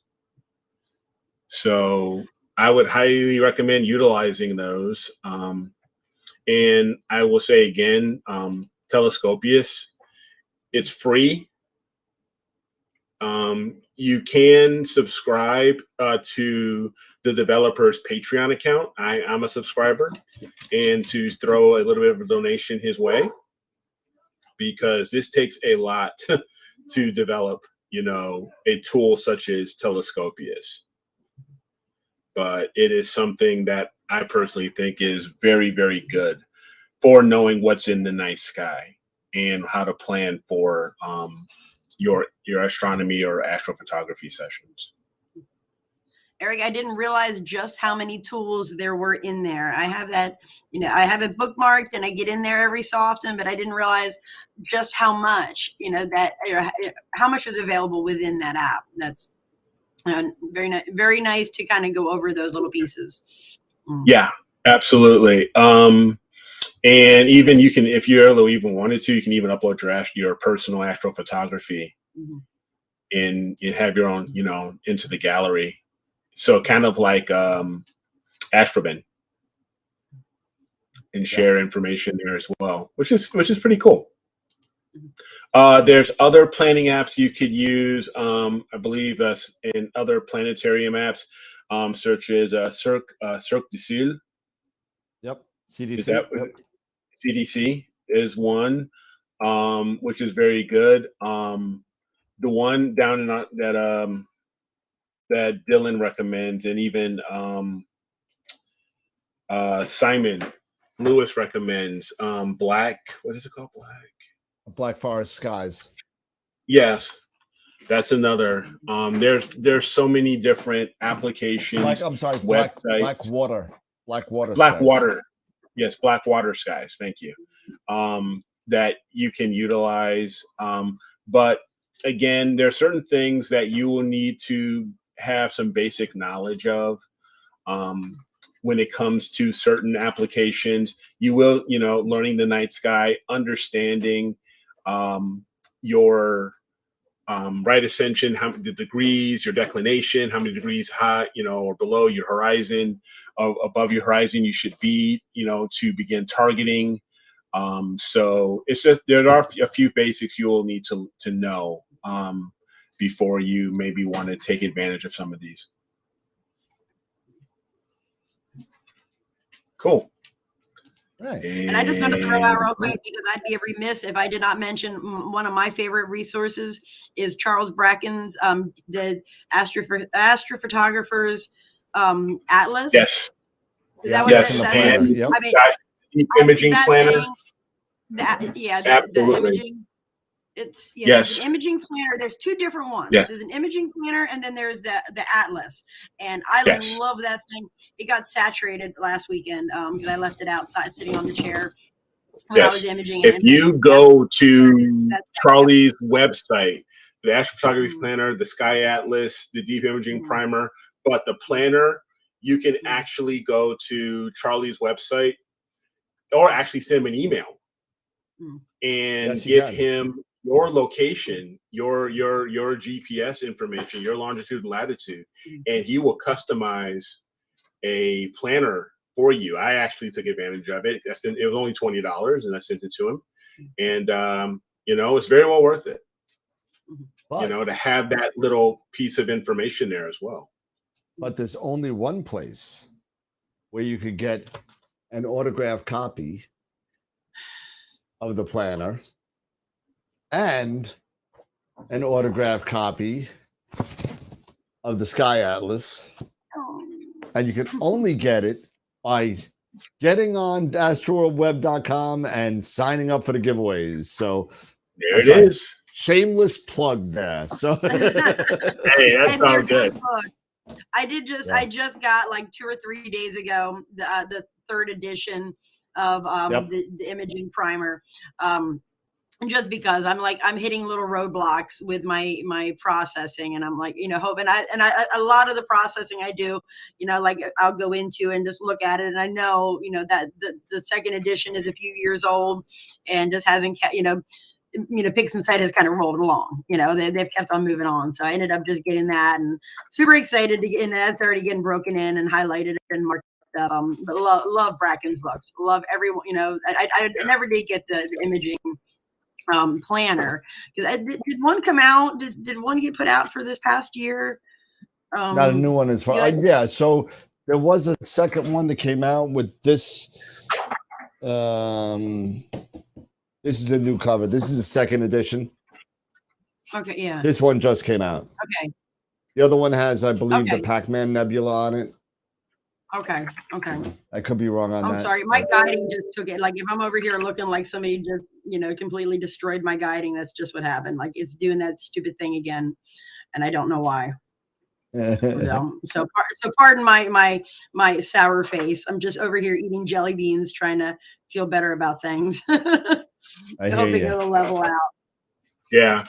And it was just so cool, for Charlie to do what he did for me. It was really cool because I sent him, and this is a copy of what it would look like when you get it.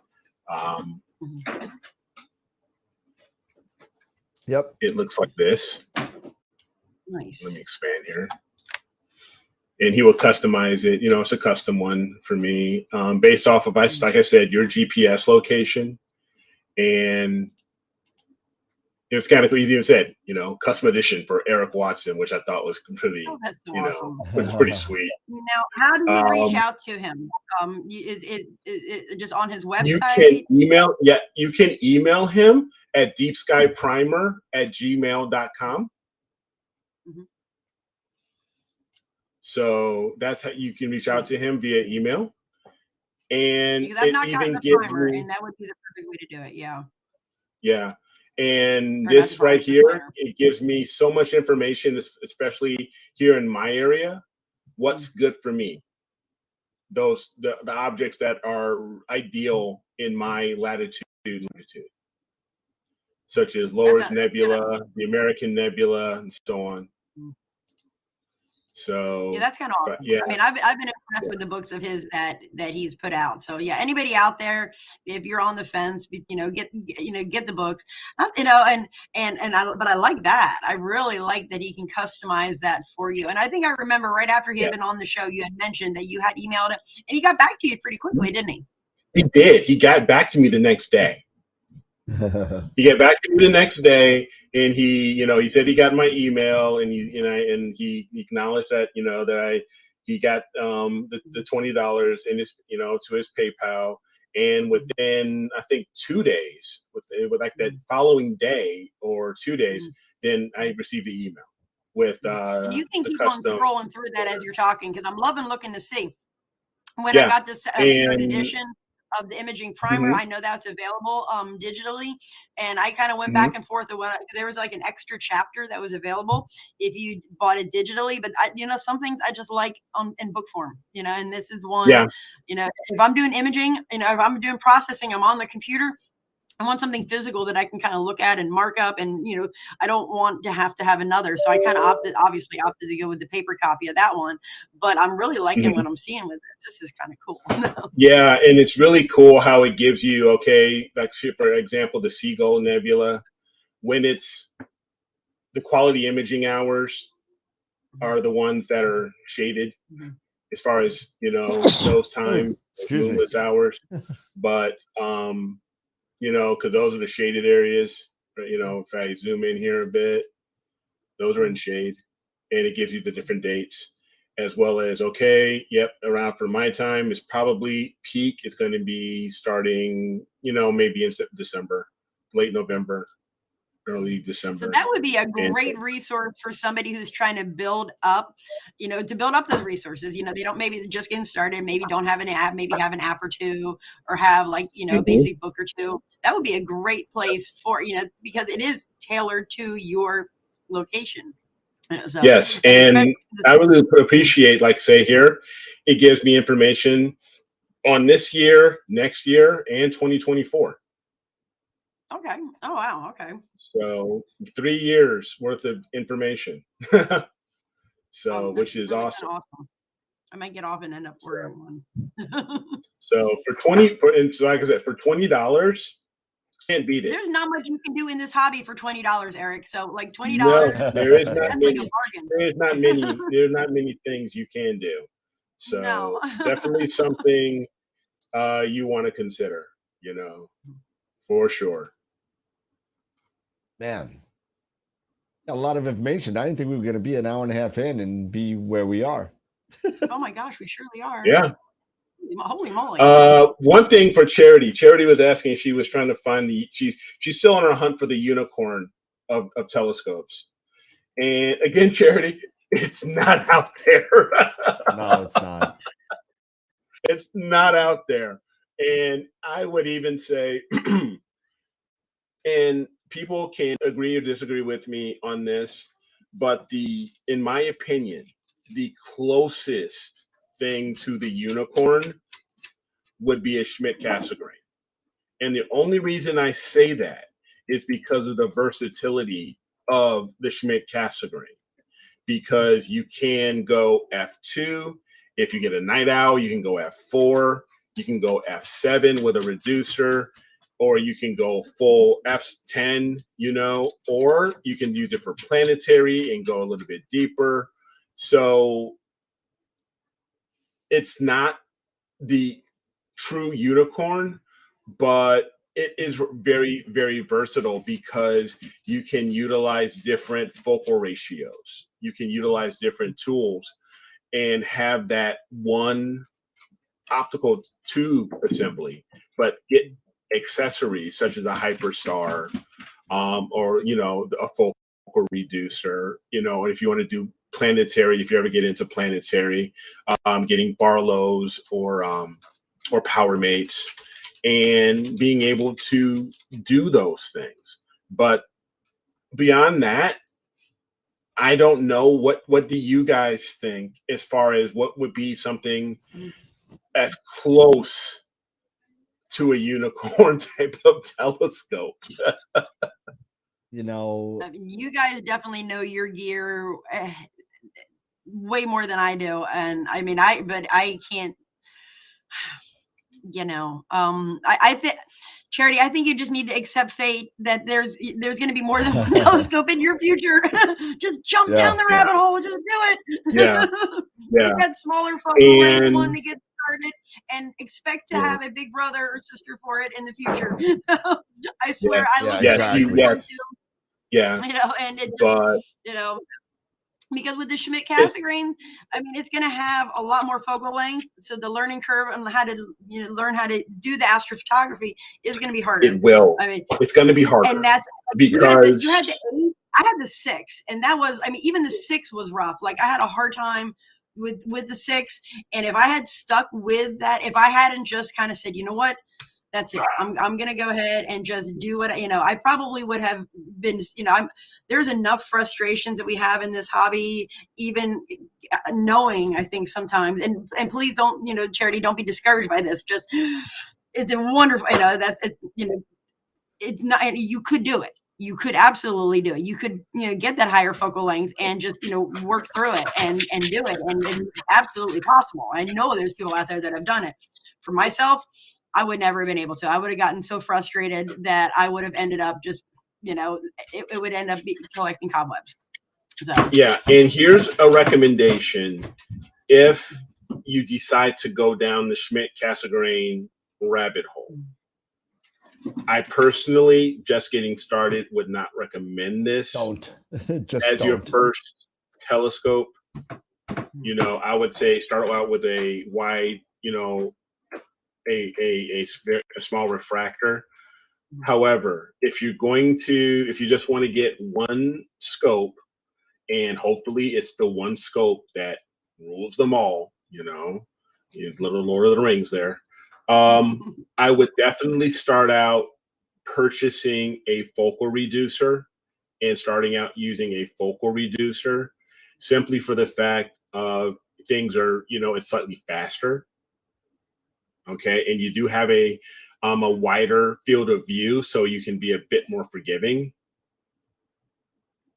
So I definitely do not until you get really, really, really comfortable with that telescope, go down to the F2, go after a hyperstar or something. Just don't even consider it yet. But if you can get in it, you know, but if you get an edge, get the F7 reducer. And at some point, I'm actually thinking of, well, as soon as Arizona, as soon as they get more, I'll actually want to get a night owl, which will bring me down to F4, which is very fast. It'll give you a very wide view, a much shorter focal length. It's in, if I'm not mistaken, what is it? If I calculate this here. I'm not familiar with this, Eric. Which one? Night owl? Yeah. Yeah, I don't know what that is. So, you know, the night owl, it's a 4x reducer. Oh, okay. That you get from Arizona. That is for Schmidt-Cassegrains, and for, say, a 8-inch Schmidt-Cassegrain, which is probably one of the most common sizes, or the most common size of a Schmidt-Cassegrain. To go down to an F4, you're at an 812 focal length. Yeah, which is very nice. More manageable. That is a very manageable focal length. Yeah. So it's just, there are certain things you are going to have to decide on. Yeah, and you know, and the bottom line is with scopes. Yeah, you know, Eric, you're exactly right when you said it's very versatile, and same with you, Jesse. They are very versatile. There is a different learning curve, but you know, to me, you know, yeah, we could just keep on going down that rabbit hole, down the Schmidt-Cassegrain, and keep on buying all this stuff that you're gonna need eventually. A wedge, a guide scope on top. Now you're worried about mirror flop if you don't have an edge, or you with lot. So you're dealing with a lot more of you're dealing with combination collimation. I mean, you're dealing with a whole bunch of stuff there. Now, that's not to say you can't get an awesome picture with an SCT. You definitely can, but it just takes a little bit more perseverance and a little bit more knowledge and a little bit more money than, you know, but when you add up all that money that you put into the Schmidt, you may have enough money to get a nice, decent refractor and not have to worry about half the stuff that you worry about, but you now have a smaller focal length. Yes. So you're not going to get deep into the Cygnus wall. You're not going to get deep into the center of the Heart Nebula. You know, you're not going to get those things. You're going to get the Heart Nebula in all of its glory in one shot. Mm-hmm.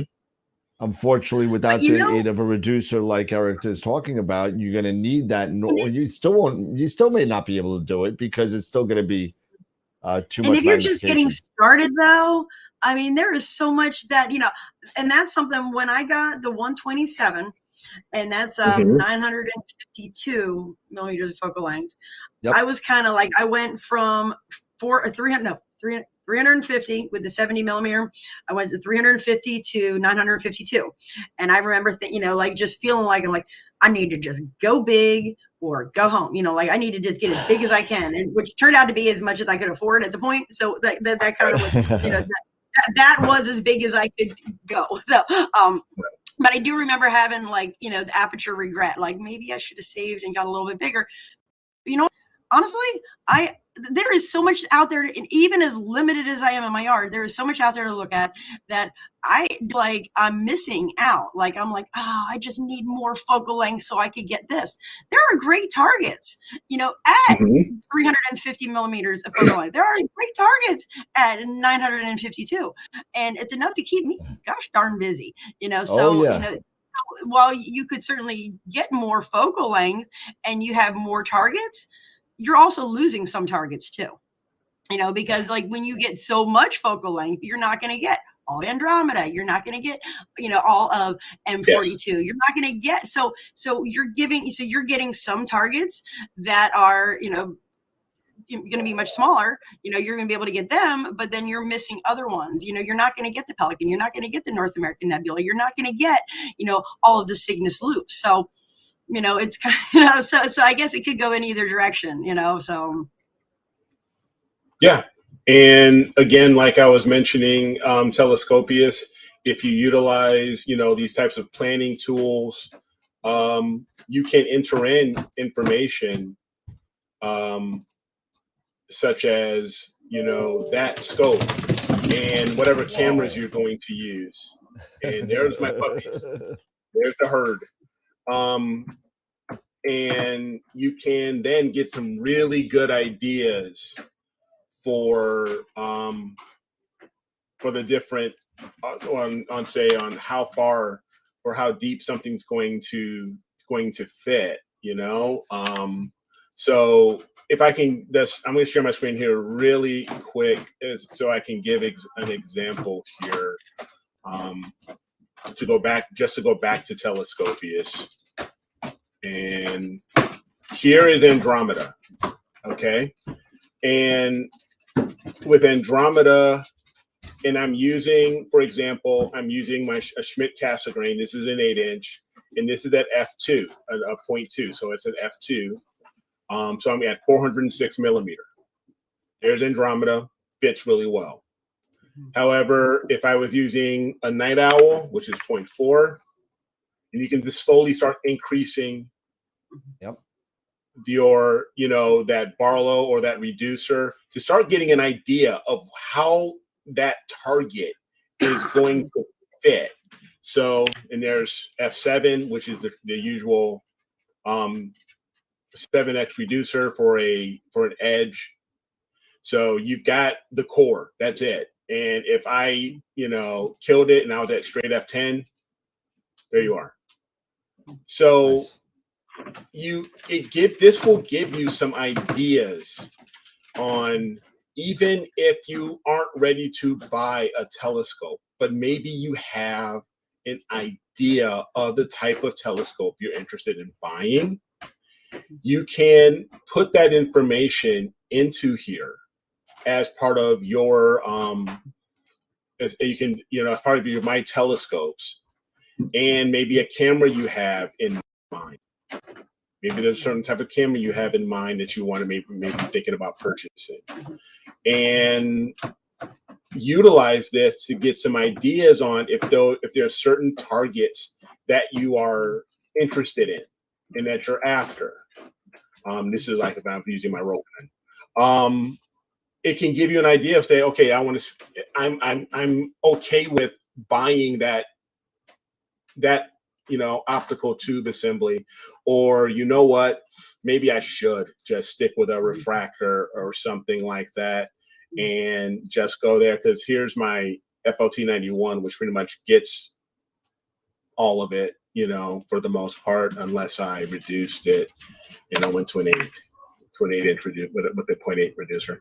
But this is what I want to just share again. When you're planning, this is not just this tool here, Telescopius. It's really good not just for planning your sessions, but also for planning what you may want to purchase before you do that's it. nice.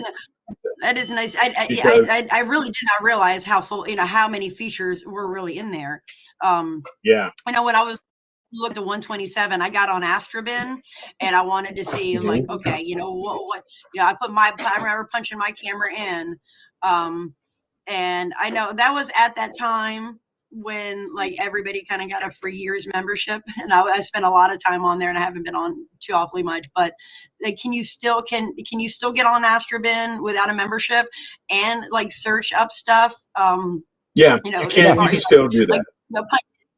Punch in like this is the camera I'm looking for, or the camera I have, and this is the telescope. So you can get on there and say like, this is the camera I want, this is the telescope I want, and see what other people are doing, because I remember doing that extensively. That's very popular. Whoops. To your point, Jesse, that was a very popular way to get some ideas of, if other people have done it, let me see what other people have done before I do it. And so you can get an idea of what maybe to expect. Now of course, you're all going to have different skies, different Bordeaux levels or different sky quality, but at least this gives you a really good idea of what to expect, as well as for planning, if they put in the information into their image, how long of exposure, how many they've done, stuff like that. So Astrobin is really good. Like the really, really good ones and the really, really newbie ones, because I knew I was going to be like, I didn't want to be like, this is what I'm going to expect to get, because like, no, this guy's been doing this for like since like the caveman days, but like I remember looking at like, they can't say bad, just beginner shots, but I remember looking at like, okay, this one looks like what I'm going to take. I'm going to go out and I'm going to see there's a lot of noise. There's just stars are a little bloated, this is probably what mine's going to look like, so that's something that you definitely check out Astrobin too. But I think I'm going to have to spend more time with the Telescopius than I have. I need to give a little. Telescopius is a super powerful tool, and you can definitely use it for a lot of things, just as Eric demonstrated. Again, don't disregard the part of it, because some of it is great, but don't forget that some of it doesn't do some of the things that stuff like astronomy.tools will do, such as check your sampling rate and make sure that you're not oversampled and undersampled. So once you find your pixel size that you need for your scope, then you can bring that into Telescopius and find a camera. You know what I mean? That's the way I would show everybody in the store when I'm there. I say, listen, well, you know what? You got a scope already? All right, let's find out what good pairing that we can get here. And then we'll start showing you field of view, different chip sizes, all that kind of stuff. Let me ask you a question. And before I ask you this question, I want to jump in here just to mention, because Norm and George were talking about the 461. Yep. And I got the tweet. I got the tweet. Airwaves. I got the tweet. I blasted the tweet. I said 12 grand, but it looks like it's almost 15. Yeah, it's 14.4. It's like 14.4, 14.5. I see 14.8. It's just insane. It's a high 14s. And 14.8. Was it like 101 megapixels, medium format? It's crazy. Yeah, it is crazy. Who can buy one of those. Well, I mean, you know, you got to think I'm not, that I mean, you got I'm to not, remember. I'm not saying that nobody can afford it but my God, a $15,000 camera. George, so I will test Not one I. when you buy it and you send it to Camera Concepts, and I'll open box it for you and I'll test it then. So, so that's how that's going to work. But that is probably something that's going to be a special order in most retailers. God, yes. Only. Yes. It's You out will of not see control. OPT That or High Point or yeah, Camera the only Concepts person I or can see Dina. carrying it is really Woodland Hills. They think? carry Yeah. all the There's high end. Pete. They got like plane wave stuff in their warehouse. So Yeah, I that's what I'm mean, they saying. got So and Pete yes, would put Norm. that Next sucker giveaway together is with a coming. plane wave I've and had stuff nothing like to that. say today because you guys just were great. So I mean, it was nice to kind of just Dave But Barnett's real on. quick, getting to my question when we were talking about camera and sample sizes and Yep. and sampling, I'm coming across a dilemma and trying to decide my imaging to make certain decisions on my cameras. Okay, so I have the 294 mono, and I have the 294 one shot and the 550 and the 533 one shot. And right now I'm primarily using the 294 mono. And you know that it does go down to bin 1, so it goes over 8,000 by 5,000 resolution, and you get a pixel size of about 2.36 microns, Okay. I believe. I began work and started doing some imaging.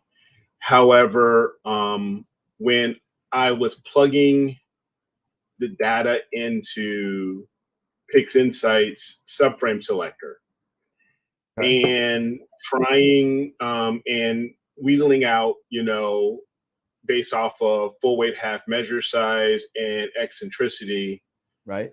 everything for every shot, because I had it set at the minimum of full weight half measure was at 4 and eccentricity was at 0.6.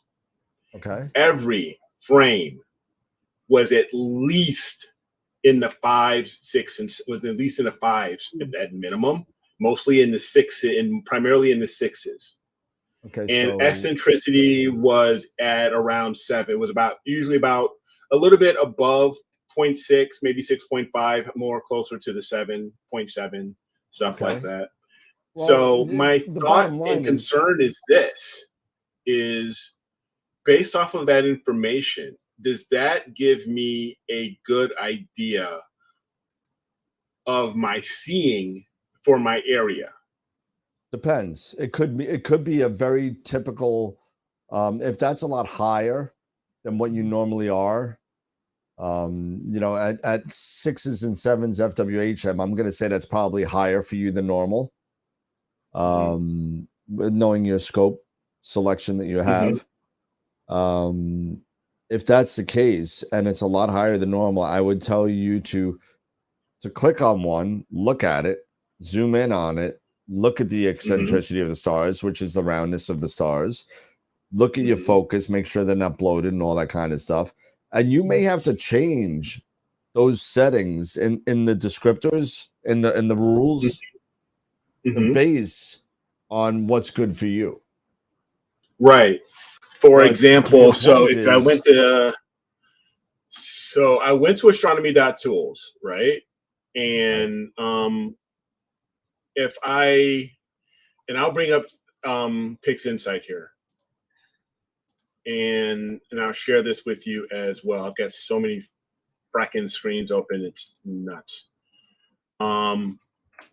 So if I go here and share my screen again, and we go into Pixinsight, and I'm just gonna let me get this stuff off the screen here. Now.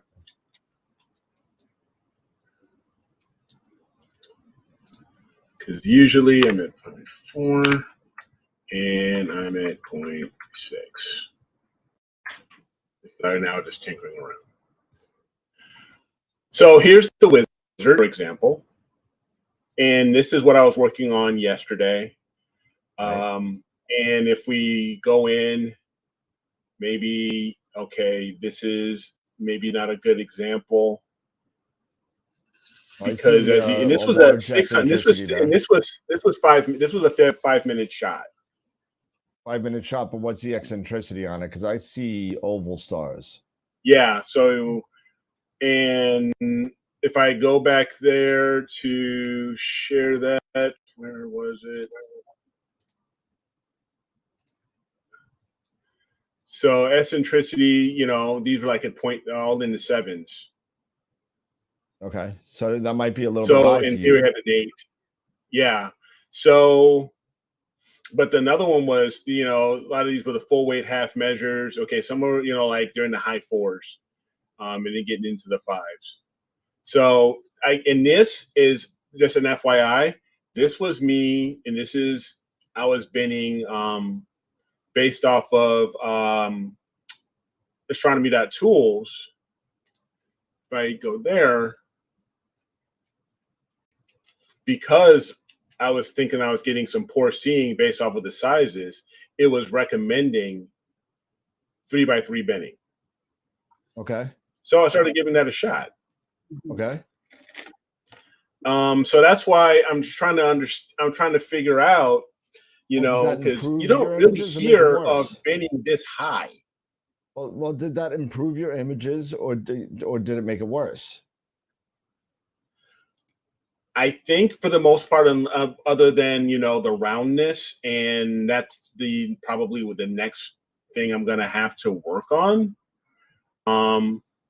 Because if I come back there, and if I go to other, you know, there is some, you know, bright star here. Right. It's round, but it is starting to oval a little bit. And others, I can see there's a bit of an oval. So I'm wondering, is that more due to exposure length? Is it guiding? Because I, you know, I polar aligned everything, because I try to polar align at least twice a month, even with the peer. You know, I'm trying to nail things down. Because you got to remember, Eric, you know this as well as anybody, and I get it, but there are more issues that could be here than just seeing. So without seeing all the actual workflow and the data and the guiding and all that, and knowing what the seeing was, I could just name you the possible factors of it. You know what I mean? I can't tell you what exactly it is. There's no way without looking at your guiding, looking at your seeing, looking at the transparency, you know, all that kind of stuff is going to affect that.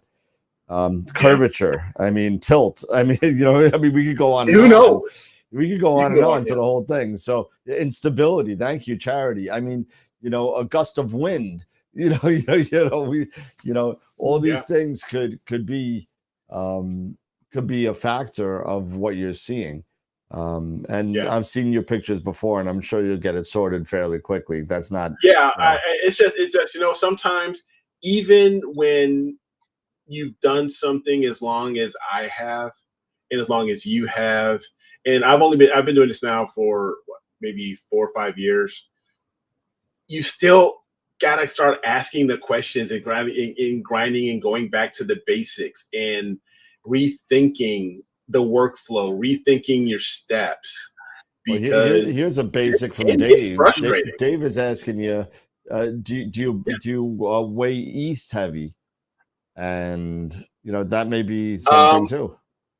That may be something too. I am, with me having the central balanced mount, I don't usually, on my RA, I usually don't go heavy. I'm usually try to stay pretty balanced with the CEM60. Yeah, that's true. based on it's not, it's a central balance, it's a central equatorial Everyone's mount. showing out, throwing out like suggestions. It's like, yeah, I know, and I love it, and thank you, and I love it. That's without seeing the whole process. Yeah. With all the, the only person that knows what exactly happened that night is going to be you on that one, because we could just sit there. We could just sit there. And another one here is a very good point that David also brought out. Could have been cable drag, because I am using my Ethernet. I have an Ethernet cable and other things, so it could be. Yep. Swapping the gear mesh. Yeah. All right. It could be, even with, Let's get. So it's charity ground, not level ground. Just the FYI, I'm on a pier, so better be level. That it better be freaking level. There's much concrete that's in there. It's settling. I didn't put enough damn concrete in there. Yeah, no kidding. So dress them cables. Yeah. So wow, we didn't do picture of the week either. Oh my gosh, and it is 10 o'clock already. Holy cannoli. Dry grease on cable. I'll check that out. My guy is doing this thing again. So I'm sorry. I'm sorry, folks, if I'm making like weird faces. I'm making weird faces as I sit here and munch my jelly bellies. Guiding is just like my deck just crashed. It's not the crazy thing that it did the other day, but it's just like I don't know what's going on with this. It's weird.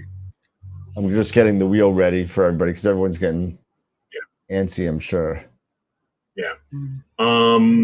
Let's see here. Carol was just asking, could you discuss image scale, binning, and drizzling? I know my camera and scope are not well matched. Another night. So I love both. Yeah. Carol, let's, if we can we address this? I'm going to copy this question on Wednesday. And maybe we can address this on Wednesday. So I'm going to put this in here, and I'm going to put this onto my notepad here. So you can have that. That's right. Since let's see. I think because I'm not an admin on the site, but there it is. Okay, cool. Carol, I've got your question here. Why don't we do a little bit of research as well, so we can maybe explain a couple things regarding image scale and binning and drizzling, and we can set this up as a question we can answer on Wednesday. Yep. All right, cool. All right, so since I've done completely nothing tonight except for spin the wheel and do the sponsors, roll that beautiful bean footage. Roll, spin that wheel, spin it. I'll just be the wheel spinner. I don't on, want to say Vanna. what I want to say. Go ahead, I was going to say that. I was going to say it, but you know what? On, I didn't want to be sexist because people are getting on my back about doing things and saying things. Spin that wheel. Oh my goodness. I'll spin the wheel. So let's get the wheel up.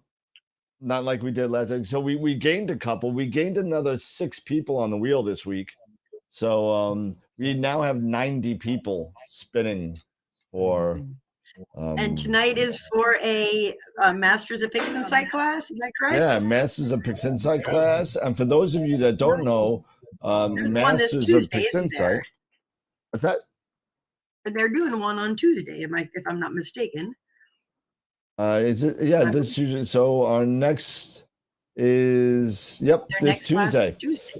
Photons to Photos #9, and this series is actually becoming really, really good because what they do is they pick an object and you watch either Ron or Warren process the photo from beginning to end. From the bare stack. So they don't do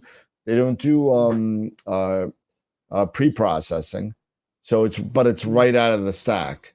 So, and they have a whole bunch of other stuff. So they got weighted batch pre-processing, Pixinsight for newbies. If you're starting with Pixinsight, they got the intermediate workshop series. They have a whole bunch now. They've been doing this for almost 2 years now. And It's really, and they're really good bunch of guys. So on this one, it looks like they're let's see. They went. Oh no, this is going to be at a Karina, and it's going to be a twofer. It's going to be Ron and Warren doing that data from beginning to end. So it's a 2-hour workshop on August 16th, which is, like Jesse said, this Tuesday. So here we go. Spin it. Who's going to win it this time? Spin it, spin it, spin it. You know what? We don't even see the screen on our end, so. Okay, yeah. So over. Here you go. Yeah, we have to flip it over on our side. And there you go. Hey, Jim Fakiselis. And you know what? That's funny. He just purchased my Eagle 3. So, and he lives on Long Island. Yeah. So nice. I sold my Eagle 3 in anticipation of something, but we'll see. Okay. So the Eagle 3 is gone. I have the Eagle 4, and that's fine. So Jim F, congratulations, you won. I'm sure I'll get a text message tomorrow. And I think let's take a look real quick, and okay, and we'll go here, and we'll go to the picture of the week. And it's been loading up. Notice how quick it is loading up now. That it's not like slow. It's not cached anymore. It's not cached anymore, which is great. So these are the pictures that we had. We had George Bubble. We had Andy M13. It looks like, or is that Omega? I think that's Omega. I don't see. I don't see. It doesn't say. Didn't have a description, but it could be it could be Omega. It's a wide angle of the iris. Yeah, the iris and the ghost. Yep. Is that? Where's Casper? I'm trying to find that little ghost that's always around there. I'm gonna name one Casper just for you. Pelican Nebula by Josh. Then we got the Elephant Trunk, Bob D'Amato. Yeah. Then we got a dumbbell, and Hogarth. Okay. And then we got Mike Gibbs, and Cocoon. Is that the Cocoon? Yep, that's Cocoon. Yeah, it looks like it's Cocoon. Mm-hmm. And then we got the Lagoon. The Lagoon. Another dumbbell by who is this? This is Jim at Pepper Moscais, the guy who just won the Masters of Pixinsight Class. And then we still got to do the July Picture Month is still accepting votes. So go vote. I haven't voted yet, but the Picture of the Month is going to be given out this Friday. So vote for your Picture of the Month. So we got Josh's Ro Ophiuchus. We got Ernie's NGC 7000, the North American. Then we got Wade's Eagle Nebula. And that's it. We only had 3. So definitely go vote for the Picture of the Month. So with that being said, let's see. We had a lot of votes on this one. We had 50 votes in this one. Really? I think that's a record.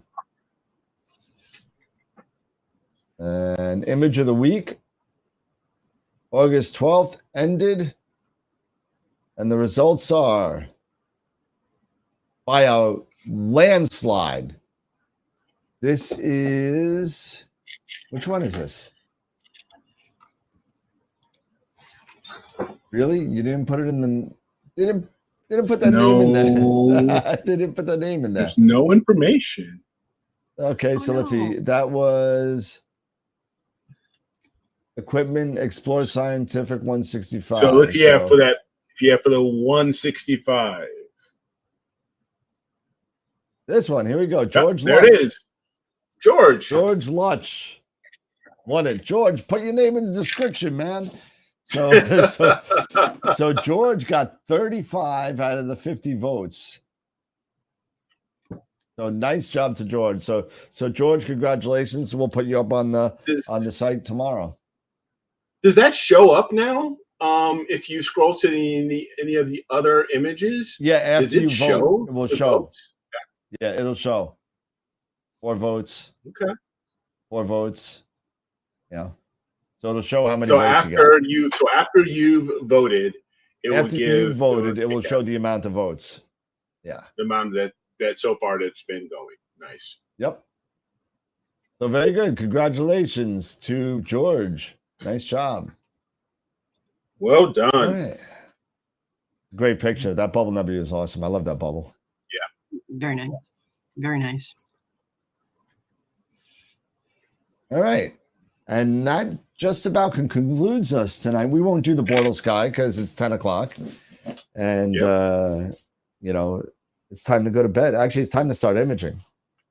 So, yeah, you guys have my nights now. There you go. When we're done, I want you guys to take a look at this hot mess of guiding that I got going on, because I am about ready to go out and absolutely yeet my stuff across the yard. I'm like about over this. Well, so I'm still trying to get focus on my H alpha. I'm having an issue with the focus on the H alpha. I got like 3 or 4 good shots, and it's not as extreme as like the pictures that there it goes again. Oh, okay. I am like absolutely ready, and I don't know what is going on, but it is like it's a repeat. It's something. It's definitely something.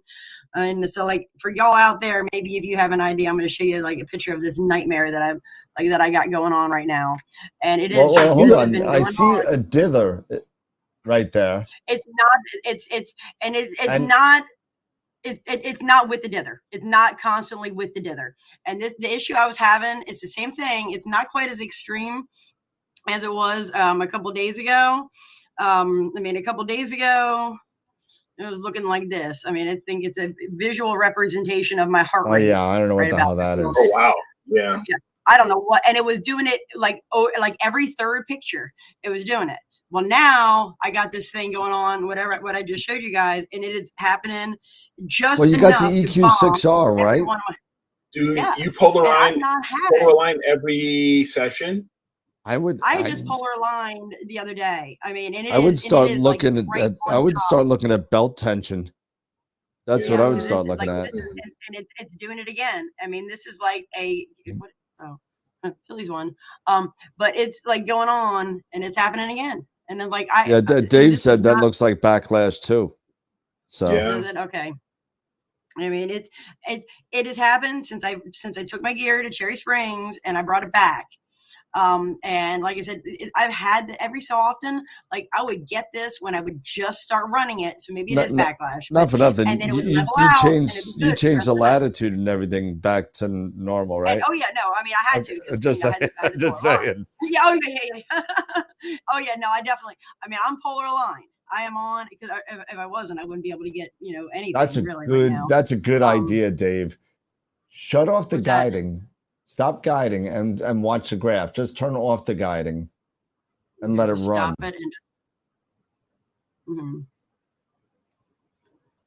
Stop the guiding and do what? And what? When did you do that guiding assistant?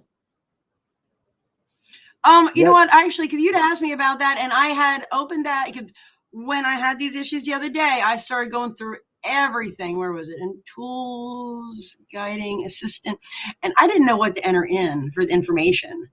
Okay. So that's something we can go over on the side. That's fine. Yeah. The one thing is that I would recommend is, since you set up quite odd, because you're using your mount, and because you have your mount on tripods and everything like that, right, in your backyard.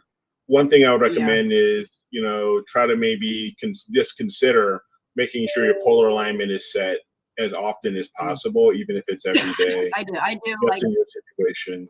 Yeah. And just because I do have to polar line through these trees and stuff, I'm always kind of like, is it off a little bit?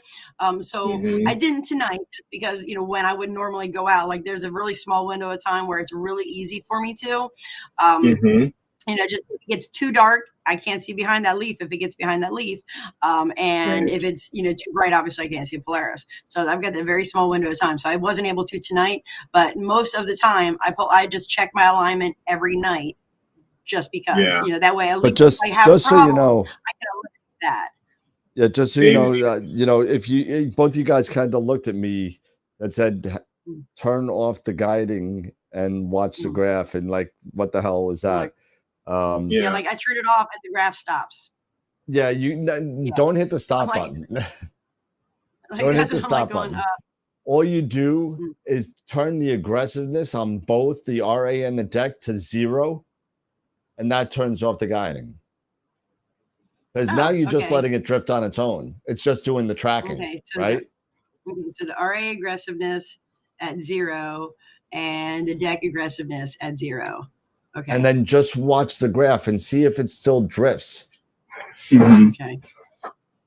Now I'm just going to stop taking any pictures. Thank you, Dave, for reminding me how to do that. Appreciate that. Thank you. Yeah, because I was like, okay, now I'm feeling like maybe there's some secret information that I don't know about. And okay, so now I turned that off, and my RA and deck are just going whoosh. Are they both going the same way, or are they separating? Well, my declination is going up, rate ascension is going down. Are you sure your polar alignment's good? That's what I'm kind of curious about. 100% perfect. I mean, but it's pretty. It's on the circle. I mean, like I say, I didn't check today. But now even Dave is saying bad polar alignment also.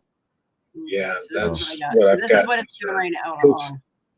Yeah, because I'm just saying that because even with me having my peer, it's starting to level out a little bit. I see it. Yep. Yeah, if I start seeing stuff like that on my guiding with the ASI Air, I start wondering about my polar alignment. Immediately, especially if they go like this, like really fast. That's usually a key, a red flag for polar alignment. They're going out, then they're coming back, and then they're going out. Yeah, it's gonna go it's gonna close like an oyster, Yeah. But yeah, we'll see. I mean, you're gonna have to play around with it. Yeah. Oh Lord Almighty. Yep. Hopefully, time to go to bed. Full time. Tree's going down. Yeah. Well, hey, fellas, it's time to go check out my problem of amount. And, oh my Lord. Yeah. I've got well, right now I had all of my chances to image this week. I'm looking at Astropheric. Astropheric is another good weather app. It's not that bad to plan around for. And I got nothing. I mean, I'm not going to be imaging, it looks like, for a while. It's looking really bad as far as weather. Here's what I'm doing right now. So I'm guiding well. Yeah, you're about half an arc second. Yep.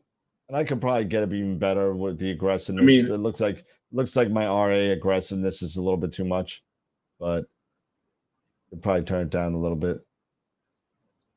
Yeah. Yeah, but that's fine. I could deal with 0.5. Yeah. I mean, that's the one thing, with the ASI Air versus PhD itself, you can only go down in by 5s. Yep. You can't go, any further as far as granularity, which is a little frustrating, but I still, you get used to it. Yeah, you do. And I really, I've got to start. Yeah. I think, maybe also with my thing, it could have been also my guiding because for some reason yesterday, my guiding was, now that I think about it, my guiding was stupid. My guiding was over, it was close to, I think, an arc minute Or Thank I'm you, sorry, thank you, over an arc Hogarth, for the second. donation. Thank you. Yeah, over an arc second. Thank you. Thank you, thank you, thank you, thank you. All right. It's time to go outside and fight the bees Well, you and guys have fun. fight the gnats. And Yep. I'm gonna be doing that. I'm gonna be playing around. I really want to get this focus down because I just got that new Optech focuser.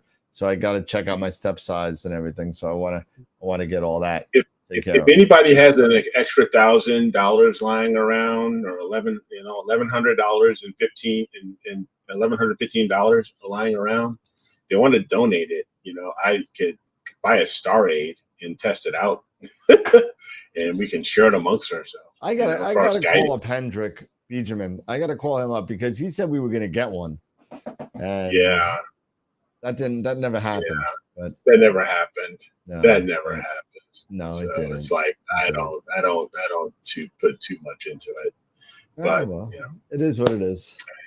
It is what it is. But you know what? Because I was really on the fence, thinking, at one point this year, I was like, maybe I should just go ahead and spend the money and get a Star Aid and see if my guiding is any better that way. Just really, does it really make that much of it? Does it make for $1,100? It better make my stars. Not if you talk to Richard Wright. Don't talk to Richard Wright. Yeah, I know, right? Guiding will be dead. The death of guiding, Death of guiding in like less than 5 years. give me 3,000 5-second shots. It's fine. Don't worry about it. Yeah, not with the cameras the way they are lately, and you got 90, almost 100 meg bit files. I don't know. Well, but he does have a solid point. Eventually, it'll probably go away. But probably sooner right now, than later. I'm a fan of that. Yeah, I know you are. Really? All right, everybody. Yeah, I think I am going to need to go out and just check that. I've only had a couple of good nights since I got back from Cherry Springs, and I said, it wasn't like the last time, like the I guess 2 or 3 nights ago, like that was just a Greek tragedy, because it was a nice night, and I'm like, but this is just off the charts stupid. And we got somebody. I think we finally got. I think we got our first bot for the night. I'm not sure, but I don't know. It's perfect. We can. Perfect. Good night, everybody. We're out of here. I'll leave that one up there. I don't know if that's a bot or not, but but everybody have a good night. Don't forget Wednesday night we got Molly Wiglin coming on with us. It's gonna be. Oh no, it's not a bot. He just said no, so I thought maybe it was something, but oh, you got to go. The show is over. It's time to go home. Everybody have a good night. Thank you so much for hanging around and being with us for this Friday night's edition of AstroWorld Beginners, Back to Basics.